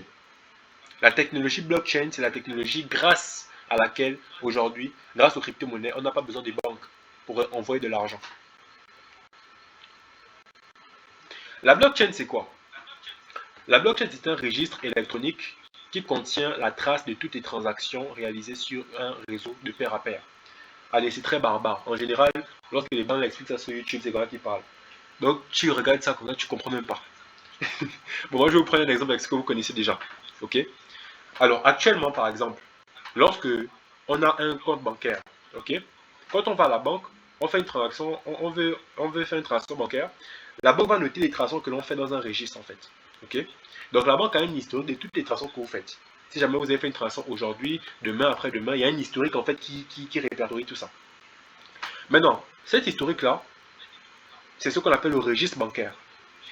Mais le registre bancaire, il est donné uniquement par la banque. Ça veut dire qu'il n'y a que la banque qui détient le registre bancaire. Jusque-là, c'est bon. Alors, vu que la banque détient le registre bancaire uniquement elle, vous, en tant qu'utilisateur, vous n'avez pas accès au registre bancaire.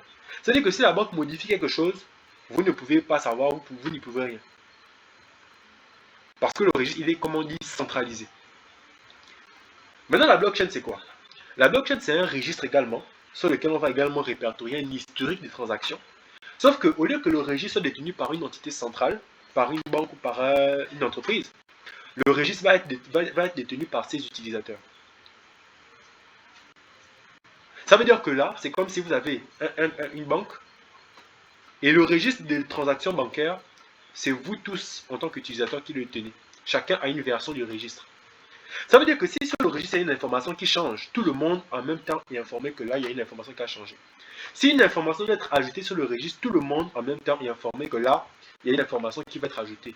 Donc, pour se mettre d'accord sur les informations qui vont être ajoutées sur le registre, c'est un consensus qui va permettre de le faire. Voilà pourquoi vous voyez que toutes les informations transférées via la blockchain sont chiffrées et chaque occurrence est enregistrée et les données sont donc inaltérables. Ça veut dire que quand une information est déjà sur une blockchain, il n'y a pas possibilité de la modifier. Les informations sont immuables.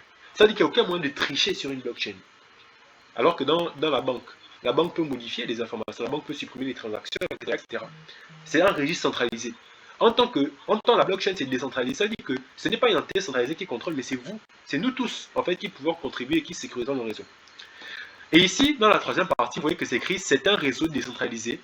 Il n'y a donc besoin d'aucune autorité centrale pour les certifications.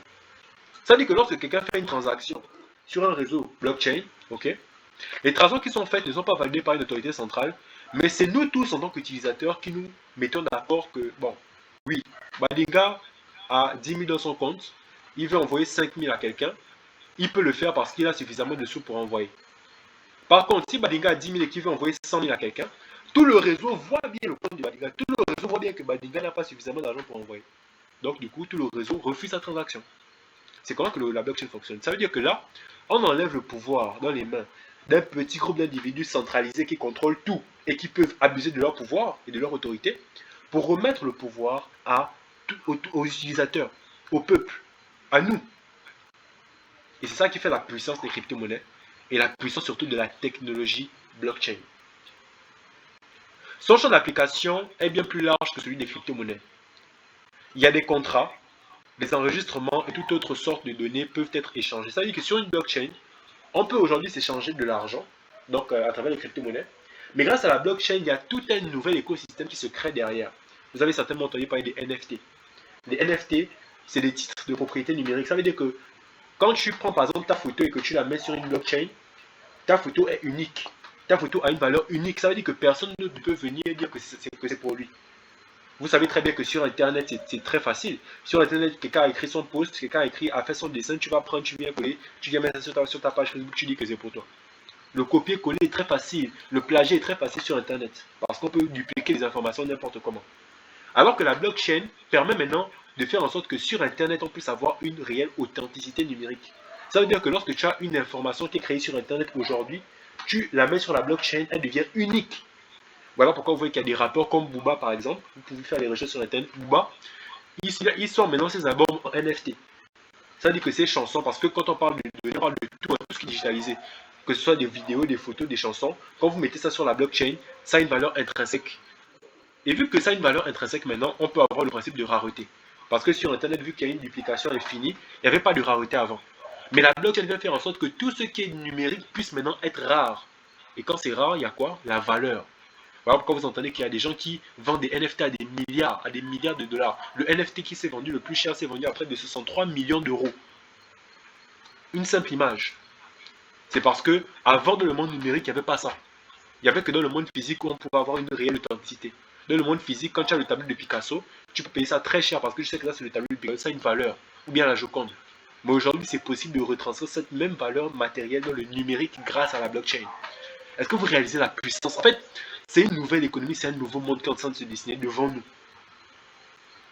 Et ici, justement, vous voyez le principe à cette partie-là. Lorsqu'on fait une transaction bancaire, on est obligé de passer par la banque pour que la transaction puisse être effectuée. Alors que quand on fait une transaction sur la blockchain, on ne passe pas par une banque ou autre, on passe par un réseau d'utilisateurs, on passe par... C'est nous-mêmes en tant qu'utilisateurs, c'est des utilisateurs eux-mêmes qui se sécurisent entre eux. Il y a des utilisateurs qui font les transactions, il y a d'autres utilisateurs qui sécurisent le réseau. Donc, ce sont les utilisateurs qui deviennent souverains de leurs propres échanges. Personne ne peut tricher sur le réseau parce que personne ne se connaît. Moi, je suis sur la blockchain. Toi, tu es aux États-Unis, tu es en Chine, etc. On ne se connaît pas, on n'a pas d'intérêt de tricher l'un à l'autre. Mais évidemment, ça ne se fait pas gratuitement. Vous avez certainement entendu parler du minage pour beaucoup dans les crypto-monnaies. Le minage, c'est justement le principe par lequel on va pouvoir justement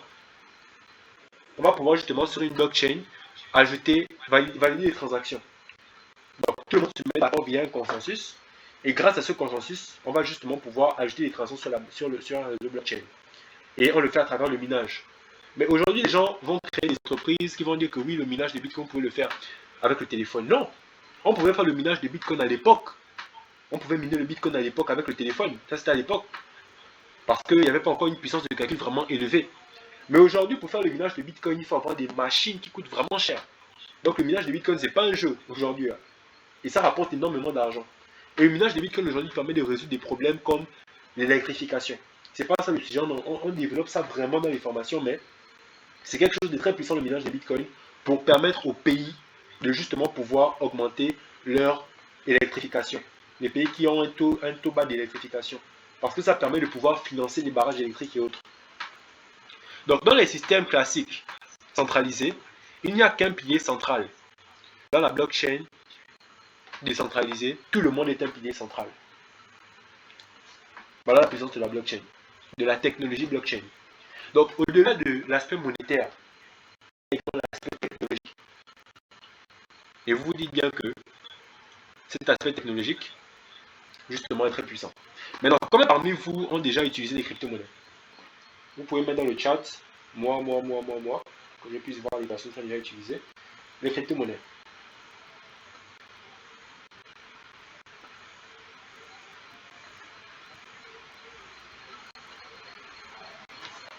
Ok, je vois que Nathan a déjà utilisé les crypto-monnaies, Riche également, Lucas également a déjà utilisé les crypto-monnaies, Lucas a failli. Sarah Tou a déjà utilisé les crypto-monnaies. Ah, Sarah Tou la milliardaire. Émile Boukina a déjà utilisé les crypto-monnaies. Super, super, ça, super. Ulrich, Dimitri, super, super. Lindsay, super. Ah, il y a beaucoup de personnes quand même qui ont déjà utilisé les crypto-monnaies. Mais bon, la majorité, non. Moi, tout le temps. Super, super, super, super. Super. Alors, ceux qui ont déjà utilisé les crypto-monnaies, par rapport au nombre de personnes qui sont dans cette formation, ben vous imaginez bien que, regardez bien, c'est le même pourcentage. Il y a presque 70%, 70 personnes dans le live, mais il y a une dizaine de personnes appelées qui ont déjà utilisé les crypto-monnaies. Mais dans le monde, dans le monde, il n'y a que 3% de personnes qui utilisent les crypto-monnaies. Soit 300 millions de personnes. Nous sommes, pour les crypto-monnaies, comme des pionniers de l'Internet au début des années 2000.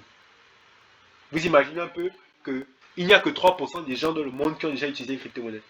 Et tout à l'heure, je vous ai fait comprendre que le Bitcoin n'y aura pas plus de 21 millions.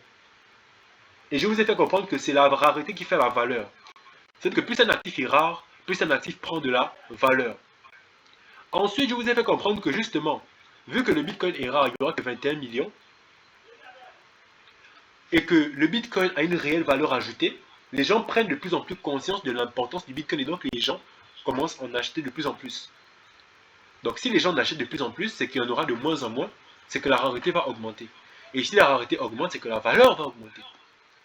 Donc, ça veut dire que si aujourd'hui, vous prenez conscience que vous êtes au début d'une révolution et que vous vous y investissez, vous allez pouvoir faire partie des premières personnes à acheter des crypto-monnaies et dans 5 ans, 10 ans, voir l'explosion du marché des crypto-monnaies lorsque le grand public va commencer à s'y intéresser.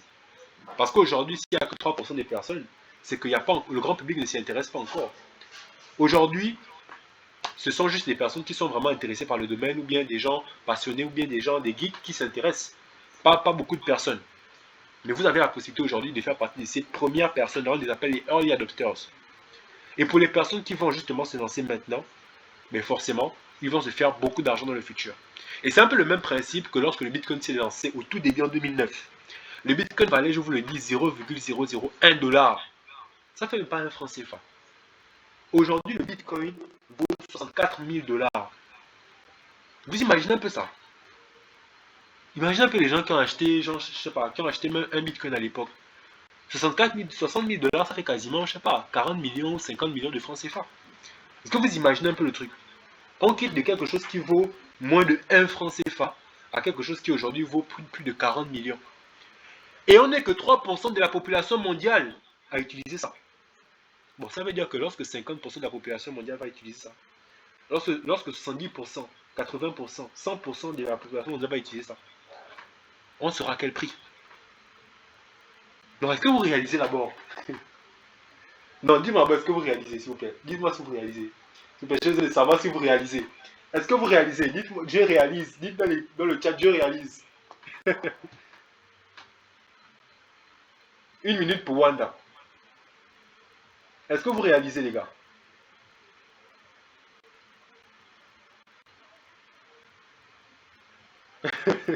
C'est grave. C'est grave, je vous assure. On a une chance inimaginable aujourd'hui de, de, de connaître les crypto-monnaies. Vraiment, on a une chance inimaginable. Et le truc, c'est que en Afrique, en Afrique, pour avoir des comptes bancaires, c'est compliqué, hein. En Afrique, il y a près de 60% de la population qui n'est pas bancarisée. 60% en Afrique. Donc, imaginez un peu le fait que ce soit aussi difficile en Afrique d'avoir un compte bancaire. Mais que grâce aux crypto-monnaies, il suffit d'avoir un téléphone et une connexion Internet pour pouvoir avoir un compte qui te permet de pouvoir échanger de l'argent à travers le monde. Ça veut dire que grâce aux crypto-monnaies, le continent africain peut exploser son taux de bancarisation. Au-delà du fait qu'on peut se faire beaucoup d'argent, regardez un peu la puissance que ça représente pour l'économie africaine. Parce que ce qui fait l'économie, c'est la facilité avec laquelle l'argent circule. Plus l'argent circule facilement, plus une économie est prospère, plus une économie se développe. Mais étant donné qu'en Afrique, tu as la grande majorité de la population qui n'a pas de compte bancaire, ça veut dire que pour s'échanger de l'argent, c'est pas évident. Pour faire du business, c'est pas évident. On est tous en Afrique, hein. On a le franc CFA en Afrique, le même franc CFA dans un autre pays, il faut changer de monnaie, il faut changer de devise, c'est d'autres taux. En temps, avec le Bitcoin, avec les crypto-monnaies, une seule monnaie seulement permet de faire tous les échanges. Une seule monnaie seulement permet de pouvoir faire tous les échanges sans payer de frais. Une seule monnaie seulement permet de faire des échanges sans payer de frais et sans compter de contraintes liées au plafond. Une seule crypto-monnaie permet de faire en sorte que l'on puisse faire des échanges sans que personne ne puisse confisquer notre argent. Une seule crypto-monnaie permet de faire des échanges sans avoir besoin de penser au taux de change. Une seule crypto-monnaie permet de faire des échanges sans avoir besoin d'avoir peur de l'inflation. Une seule crypto-monnaie, il y a tellement d'avantages. Je vais m'étouffer si je continue. C'est puissant. On a beaucoup de chance, les gars. Et aujourd'hui, justement, on est en train d'assister au plus grand transfert de richesse. Parce que suivez bien la logique, en fait. Suivez bien la logique. Aujourd'hui, les crypto-monnaies arrivent. C'est une révolution technologique. Ok. Mais tout ce qui est lié à Internet, parce que quand Internet est arrivé, c'était le même principe, hein. Au début, les gens voyaient Internet vraiment, les gens négligeaient. Aujourd'hui, Internet est devenu indispensable. Mais à l'époque, je vous assure que c'est un peu comme là, comme on fait cette conférence-là. À l'époque, il y avait des gens qui étaient à ma place, qui parlaient d'Internet comme je vous parle des crypto-monnaies aujourd'hui. Ça veut dire que le potentiel, vraiment, les gens n'y croyaient pas. Donc, lorsque tu vois les vieux, aujourd'hui, il y a ce qu'on appelle les baby boomers. Les baby boomers sont les personnes qui, justement, sont nées dans les années 90, 70, 60 là-bas. Donc, c'est des personnes qui aujourd'hui sont assez âgées. Et aujourd'hui, les baby boomers représentent la majorité de l'argent. C'est-à-dire que la majorité des gens qui ont beaucoup d'argent dans le monde, c'est des baby boomers. C'est des gens qui sont de cette génération-là. Et ces personnes-là, justement, vu qu'ils ne sont pas nés dans Internet, ils ne sont pas forcément familiarisés avec les nouvelles technologies. Eux, ils sont plus dans l'investissement immobilier, dans l'investissement dans les matières premières, dans les investissements classiques. Mais c'est eux qui détiennent le plus grand pourcentage de richesse. Mais lorsque ces personnes-là vont décéder, ils vont léguer leur fortune à leurs enfants. Leurs enfants, ce sont des millennials. Ils sont nés dans la génération des 90-2000. 80-90-2000. Ils sont nés et ils ont grandi avec Internet, ces jeunes-là. Ces jeunes qui vont récupérer la fortune de leurs parents, forcément, ils vont faire passer cette richesse-là des investissements classiques aux crypto-monnaies. Parce qu'ils sont plus familiarisés avec, parce qu'ils comprennent mieux ce que c'est.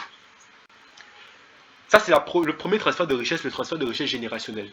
Ça veut dire que la plus grosse quantité d'argent va quitter de l'immobilier, va quitter des systèmes classiques, va quitter de la bourse, va quitter des métaux précieux pour venir dans les crypto-monnaies.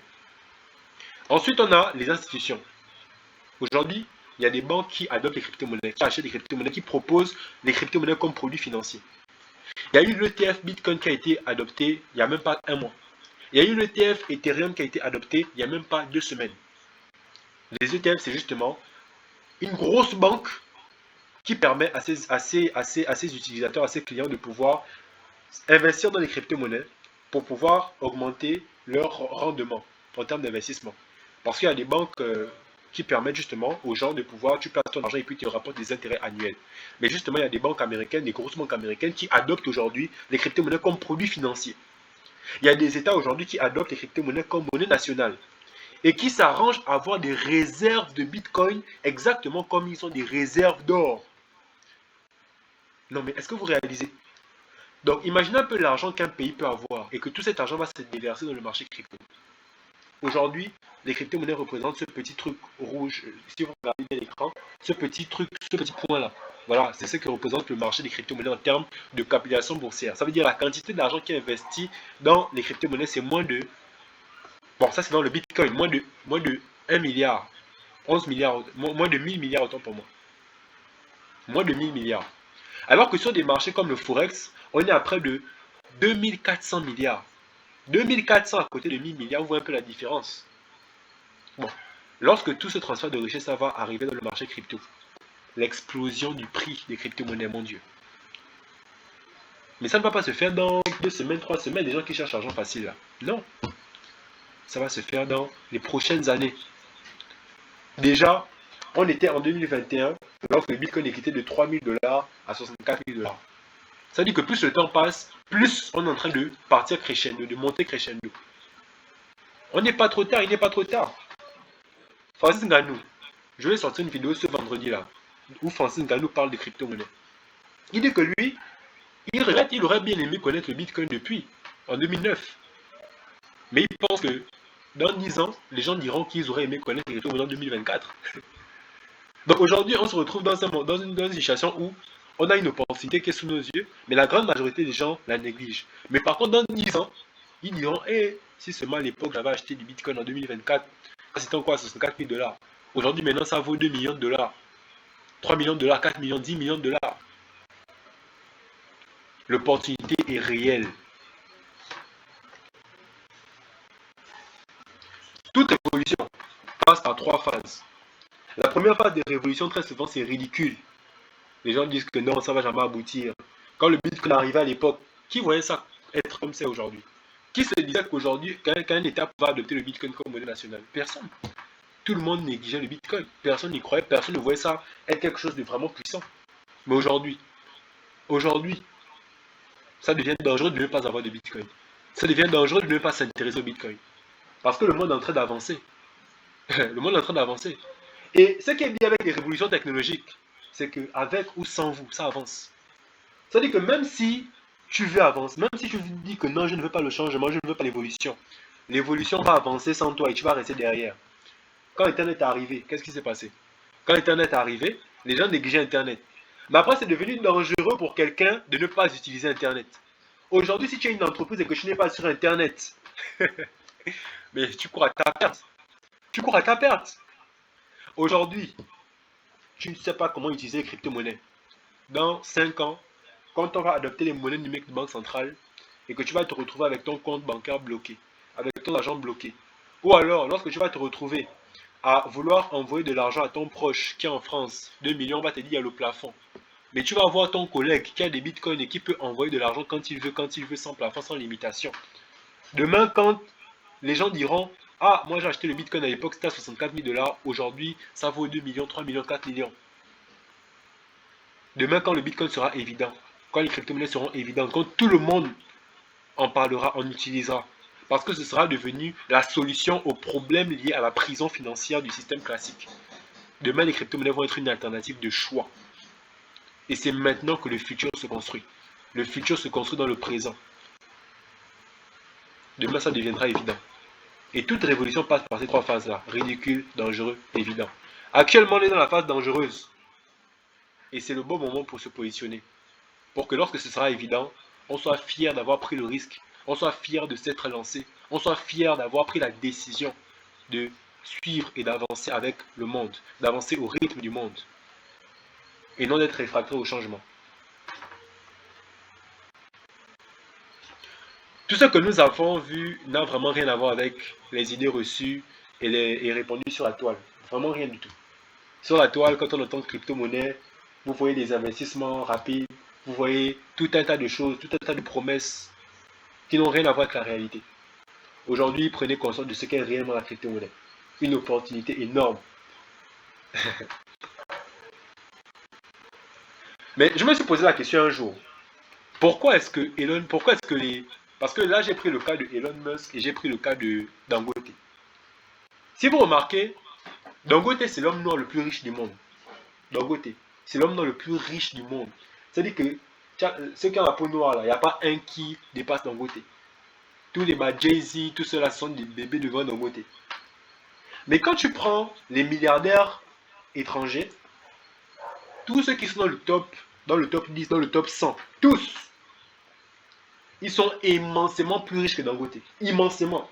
Ça veut dire que le niveau de richesse et le gap de richesse qu'il y a entre les milliardaires africains et celui qu'il y a entre les milliardaires occidentaux est trop grand.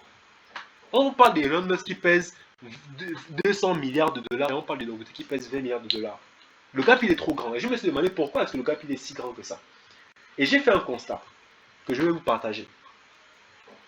Tous les plus riches du monde, les milliardaires, les gars qui sont extrêmement riches, qui font partie des plus riches du monde, ils sont tous dans la tech. Ils sont tous dans le monde de la technologie. Ils sont tous dans l'industrie de la technologie. Si vous remarquez bien. Tous. Mark Zuckerberg, technologie. Elon Musk, technologie. Jeff Bezos, technologie. Je prends encore qui? Technologie, technologie, technologie, technologie. Aujourd'hui, la technologie est devenue le levier d'investissement le plus puissant. Je vous ai dit tout à l'heure que depuis 2024, depuis 2020, que je me suis lancé dans les crypto-monnaies, je ne génère de l'argent qu'à travers mon téléphone. Depuis chez moi. Et ce sont les gens à travers le monde qui me payent. À travers le monde. Il n'y a pas de limite avec Internet. Ça veut dire que là où à l'époque ton business physique, ou bien quand tu t'es lancé dans l'agriculture, dans l'élevage, ton marché c'était le pays, c'était ton pays, ta capitale, ton continent. Aujourd'hui, avec la technologie, ton marché c'est le monde. Que tu sois gabonais, chinois, occidental, machin, c'est le monde ton marché.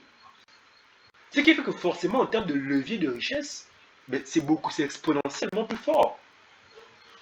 Donc toutes les personnes aujourd'hui qui sont dans la tech, mais attendez, mais c'est puissant. Et justement, Cheikh Anta Diop disait ceci. Cheikh Anta disait, formez-vous, armez-vous de science jusqu'aux dents et arrachez votre patrimoine culturel. Il a dit quoi? Armez-vous de science jusqu'aux dents. Armez-vous de science jusqu'aux dents. Pourquoi il n'a pas parlé d'autre chose? Il n'a pas parlé de science. Parce que la technologie, c'est le moteur de l'évolution du monde. Le monde aujourd'hui évolue au rythme de la technologie. Et aujourd'hui, on a un outil technologique révolutionnaire qui pourrait permettre à l'Afrique de, de se développer énormément. Parce que quand on vous parle de blockchain, la blockchain, c'est tout un marché technologique, c'est tout un nouveau domaine, c'est tout un secteur d'activité. Aujourd'hui, on a l'émergence de l'intelligence artificielle, ChatGPT, tout ça, qui va rendre obsolète énormément de métiers, énormément. Ça veut dire que si vous ne faites pas attention, votre métier d'aujourd'hui peut être remplacé, va être remplacé par l'IA demain. Donc aujourd'hui, c'est le moment de se mettre à jour par rapport à l'évolution du monde. Il faut avoir les compétences d'actualité. Il faut avoir les connaissances d'actualité pour évoluer avec le monde. Parce que si vous n'évoluez pas au rythme du monde, le monde va vous laisser derrière. Et si le monde vous laisse derrière, ça va pas être beau. Vous avez vu BlackBerry. Aujourd'hui, il n'y a plus de BlackBerry. Parce que BlackBerry n'a pas su s'adapter. Ne soyez pas le BlackBerry de votre famille. Comme on dit. Voilà. Donc du coup, aujourd'hui, les opportunités sont dans la tech. Et la crypto-monnaie, c'est une opportunité énorme de se lancer dans les nouvelles tendances technologiques. Et contrairement à l'intelligence artificielle, la crypto-monnaie, c'est une tendance technologique qui n'est même pas encore répandue, qui n'est même pas encore connue du grand public. Mais vous, vous avez la possibilité, l'opportunité aujourd'hui de vous lancer dans ce domaine-là avant le grand public. C'est puissant. Alors, après tout cet exposé, qui sont les personnes qui souhaitent se former dans le domaine des crypto-monnaies? Vous mettez en commentaire ceux qui veulent se former, ceux qui veulent se lancer, ceux qui veulent approfondir leurs connaissances, ceux qui veulent se lancer dans ce secteur pour avoir les connaissances et les compétences pour se développer à l'intérieur.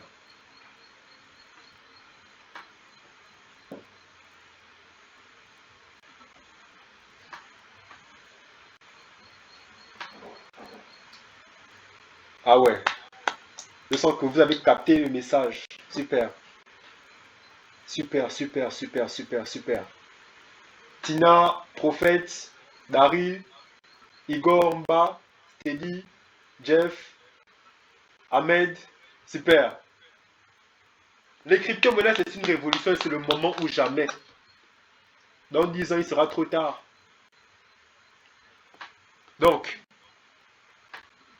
Crypto Afrique Future, c'est justement dans cette optique qu'on lance le Crypto Elite d'Afrique. Le Crypto Elite d'Afrique, le Crypto Elite d'Afrique, c'est l'opportunité que Crypto Afrique Future offre de se former dans ce domaine des crypto-monnaies. Parce que les crypto-monnaies aujourd'hui, pour avoir des informations là-dessus, c'est pas évident. Je suis très bien positionné, ok, pour vous comprendre en termes de recherche, pour trouver des informations sur ce domaine, c'est pas facile. Au-delà des informations, pour trouver les bonnes informations, c'est pas facile. Pour trouver de bonnes formations, c'est pas facile. Les formations qui sont de qualité quand même, c'est la majorité, la plupart du temps, c'est les formations des occidentaux. Mais les formations des occidentaux, ça coûte extrêmement cher. Pour être formé en crypto-monnaie, allez-y en France, c'est 1500 € minimum. Vous avez des formations à 3000 €, 2 millions de francs CFA, etc. Chez Crypto Afrique Future, on s'est dit, nous, on va développer nos compétences jusqu'à être compétent au niveau international. Ça veut dire que moi, Gabi Nitarek, qui suis devant vous, qui vous parle, quand je me positionne pour parler de crypto-monnaie avec des occidentaux, avec des confrères du domaine étranger, qu'ils soient chinois, asiatiques ou je ne sais pas trop quoi, on parle d'égal à égal. On parle avec un niveau de connaissance, peut-être même parfois que je dépasse. Parce que j'ai atteint un niveau de compréhension de ce domaine-là très fort, parce que je forme des gens depuis des années. Quelqu'un a un problème, je dois chercher, je fais des recherches par rapport à ça. Imaginez un peu ce qu'on appelle l'expérience. Quand on vous dit, vous venez passer un entretien d'embauche, on vous dit, vous avez combien d'années d'expérience? C'est le même principe. Tellement tu as expérimenté des choses, tu as un niveau de connaissance déjà vraiment très élaboré. Et aujourd'hui, dans le Crypto Elite d'Afrique, je partage cette connaissance-là pour vous faire gagner du temps. Moi, j'ai mis 4 ans de ma vie, 4 ans de ma vie à prendre les crypto-monnaies, à faire des échecs, à faire des erreurs. Aujourd'hui, en moins de 3 mois, je vous permets de pouvoir avoir ces connaissances-là. Dans le crypto d'Afrique, ce que vous allez apprendre, c'est quoi? Dans le premier mois, les fondamentaux et les prérequis des crypto-monnaies. Ça veut dire qu'on va aller encore plus en détail dans ce que l'on a vu dans cette formation. On va vraiment rentrer dans les détails pour que vous puissiez comprendre fondamentalement ce que c'est. Au-delà de l'aspect financier, comprendre toute la philosophie derrière les crypto-monnaies, comprendre toute la géopolitique derrière les crypto-monnaies, comprendre toute l'économie derrière les crypto-monnaies. Prise en main des wallets, parce que la majorité des formations aujourd'hui, c'est juste créer des wallets, etc. Vous allez voir comment ça fonctionne les détails dans le premier mois, comprendre tout ce qu'il y a à connaître comme connaissances et compétences théoriques. Et dans le deuxième mois, on va passer à la maîtrise des outils, comprendre quels sont les différents outils indispensables que vous devez maîtriser, comment les utiliser et comment faire pour justement les utilisant, pratiquer ce qu'il faut. Et dans le troisième mois, on va vraiment parler des opportunités d'investissement. On va parler justement des opportunités business autour des crypto-monnaies. Parce que les crypto-monnaies, j'ai fait une vidéo récemment, je ne sais pas si vous l'avez vu. Le titre de la vidéo, c'est comment gagner de l'argent en crypto-monnaie sans investir. Parce que vous avez la possibilité de ne pas investir, mais de vous investir. Donc de lancer un business dans cet écosystème-là. Je vous ai dit que les crypto-monnaies, c'est un nouveau marché. On parle d'agriculture. Dans l'agriculture, c'est vaste. Dans l'agriculture, on peut se lancer dans l'élevage, on peut se lancer dans la banane, dans le plantain, dans n'importe quoi. Il y a plein, c'est vaste. Mais les crypto-monnaies, c'est le même principe. C'est tellement vaste, c'est un domaine vaste et vous pouvez lancer un business dans le domaine des crypto-monnaies. Aujourd'hui, par exemple, au niveau des outils, on utilise CoinMarketCap. Pourquoi pas vous allez lancer le prochain CoinMarketCap africain que l'on va utiliser. Il y a des plateformes comme PancakeSwap, il y a des plateformes qu'on utilise dans le domaine des crypto-monnaies que vous pourriez lancer comme business, comme activité, comme entreprise. Le marché, il est énorme. Et la crypto-monnaie, ce qui est bien, c'est que c'est un domaine dans lequel vous pouvez insérer ça à votre compétence actuelle. Ça veut dire que même si vous êtes médecin, peu importe le domaine dans lequel vous êtes, vous avez la possibilité de pouvoir adapter vos connaissances crypto au secteur d'activité dans lequel vous êtes. Si vous êtes une entreprise, vous avez la possibilité d'accepter les crypto-monnaies comme moyen de paiement. Par rapport à ça, je m'ai mis une anecdote. Il y a une entreprise française qui m'a contacté. L'entreprise s'appelle Lizzy. Ils m'ont contacté parce qu'ils voulaient justement permettre les paiements crypto aux entreprises ici au Gabon. Mais le problème, c'est que Lizzy, lorsqu'on est allé prospecter les entreprises comme Bolo, CK2, etc., le problème qu'ils nous ont dit, c'était combien il y a de personnes au Gabon qui utilisent les crypto-monnaies. Il n'y avait pas grand monde. Donc, ils n'ont pas été intéressés à cause de ça. Donc, plus la communauté crypto va augmenter, va grandir, plus le marché va grandir et plus nos compétences dans le domaine seront utiles. Après, là, on ne se limite pas au Gabon. Je vous ai dit que le marché, il est mondial. Donc, avec vos compétences en crypto-monnaie, vous pouvez apporter de la valeur mondialement. Et donc, au niveau du troisième mois, on parle des investissements et des opportunités business. Mindset et éducation financière, on en parle. On voit comment investir, comment construire un patrimoine financier. Tout ça, on développe ça fortement. On a même la possibilité de vous amener des experts, comme par exemple mon cher collaborateur Ahmed ici qui a écrit un livre, Comment devenir millionnaire en partant de zéro. Et on parle justement des différents niveaux de risque des investissements, niveau faible, niveau moyen, niveau élevé. Mise en pratique personnalisée par rapport à votre cas, par rapport à votre situation. Et enfin, les opportunités qui s'offrent à vous à la fin de la formation. Aujourd'hui, c'est la deuxième édition du Crypto League d'Afrique. La première édition est terminée aujourd'hui. Et mes apprenants aujourd'hui, à la fin de cette formation, peut-être qu'ils vont venir témoigner après, mais ils ont tout un panel d'opportunités qui s'offrent à eux. Tout un panel de business qu'ils peuvent lancer autour des crypto-monnaies. Au-delà du fait qu'ils peuvent investir, ils peuvent également s'investir.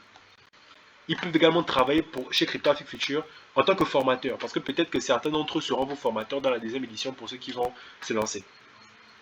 Les opportunités sont énormes. Et l'avantage, c'est qu'on est carrément les premiers dans ce domaine. On est carrément les nouveaux. C'est carrément nous qui créons le marché. Est-ce que vous imaginez un peu la chance? C'est comme si on est en situation de monopole. Bon, vous voulez que ce soit les Blancs qui viennent développer les crypto-monnaies au Gabon, ou bien vous voulez que ce soit nous-mêmes qui développons ça? Vous voulez que ce soit les Blancs qui viennent développer les crypto-monnaies en Afrique, ou bien vous voulez que ce soit nous-mêmes qui le fassions?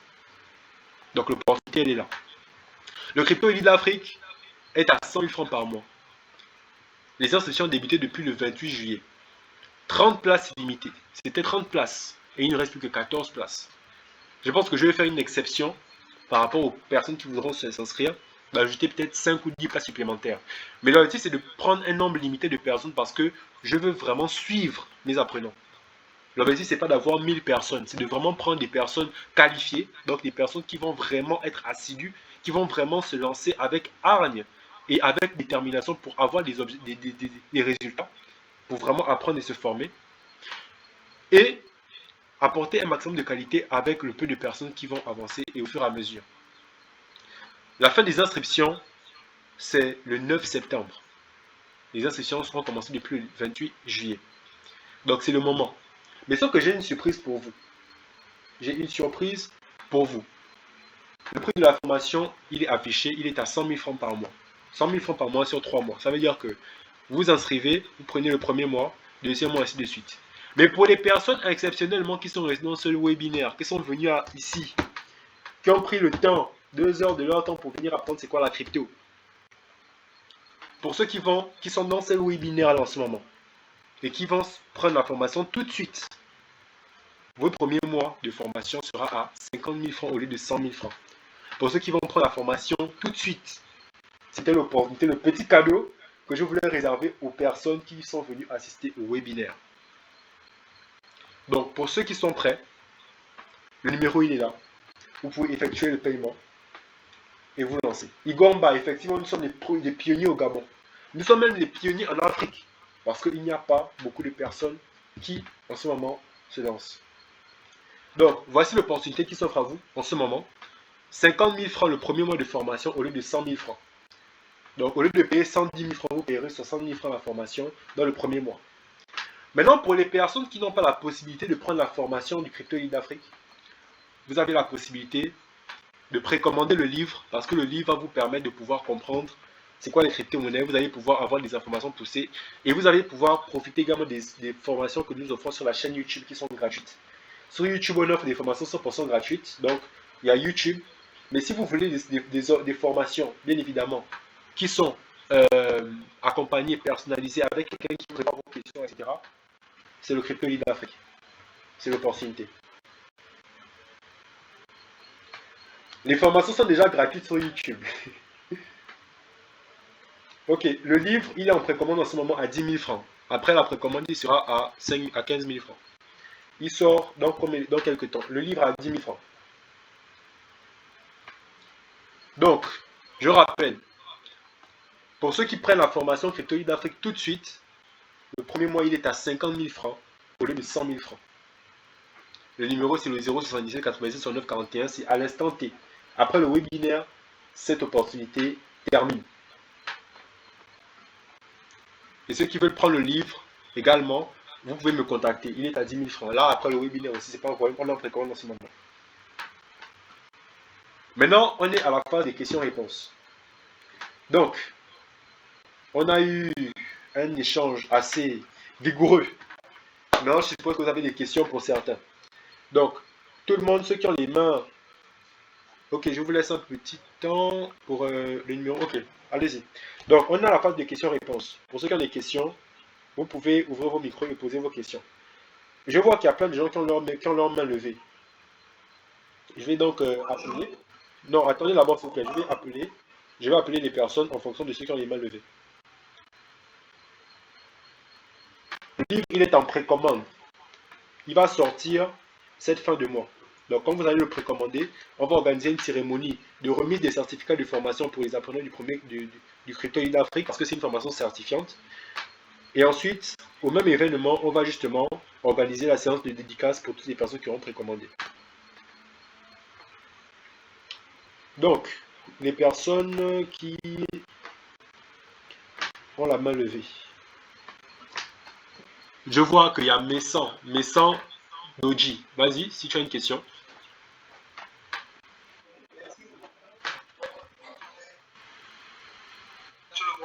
Bonsoir. Bonsoir.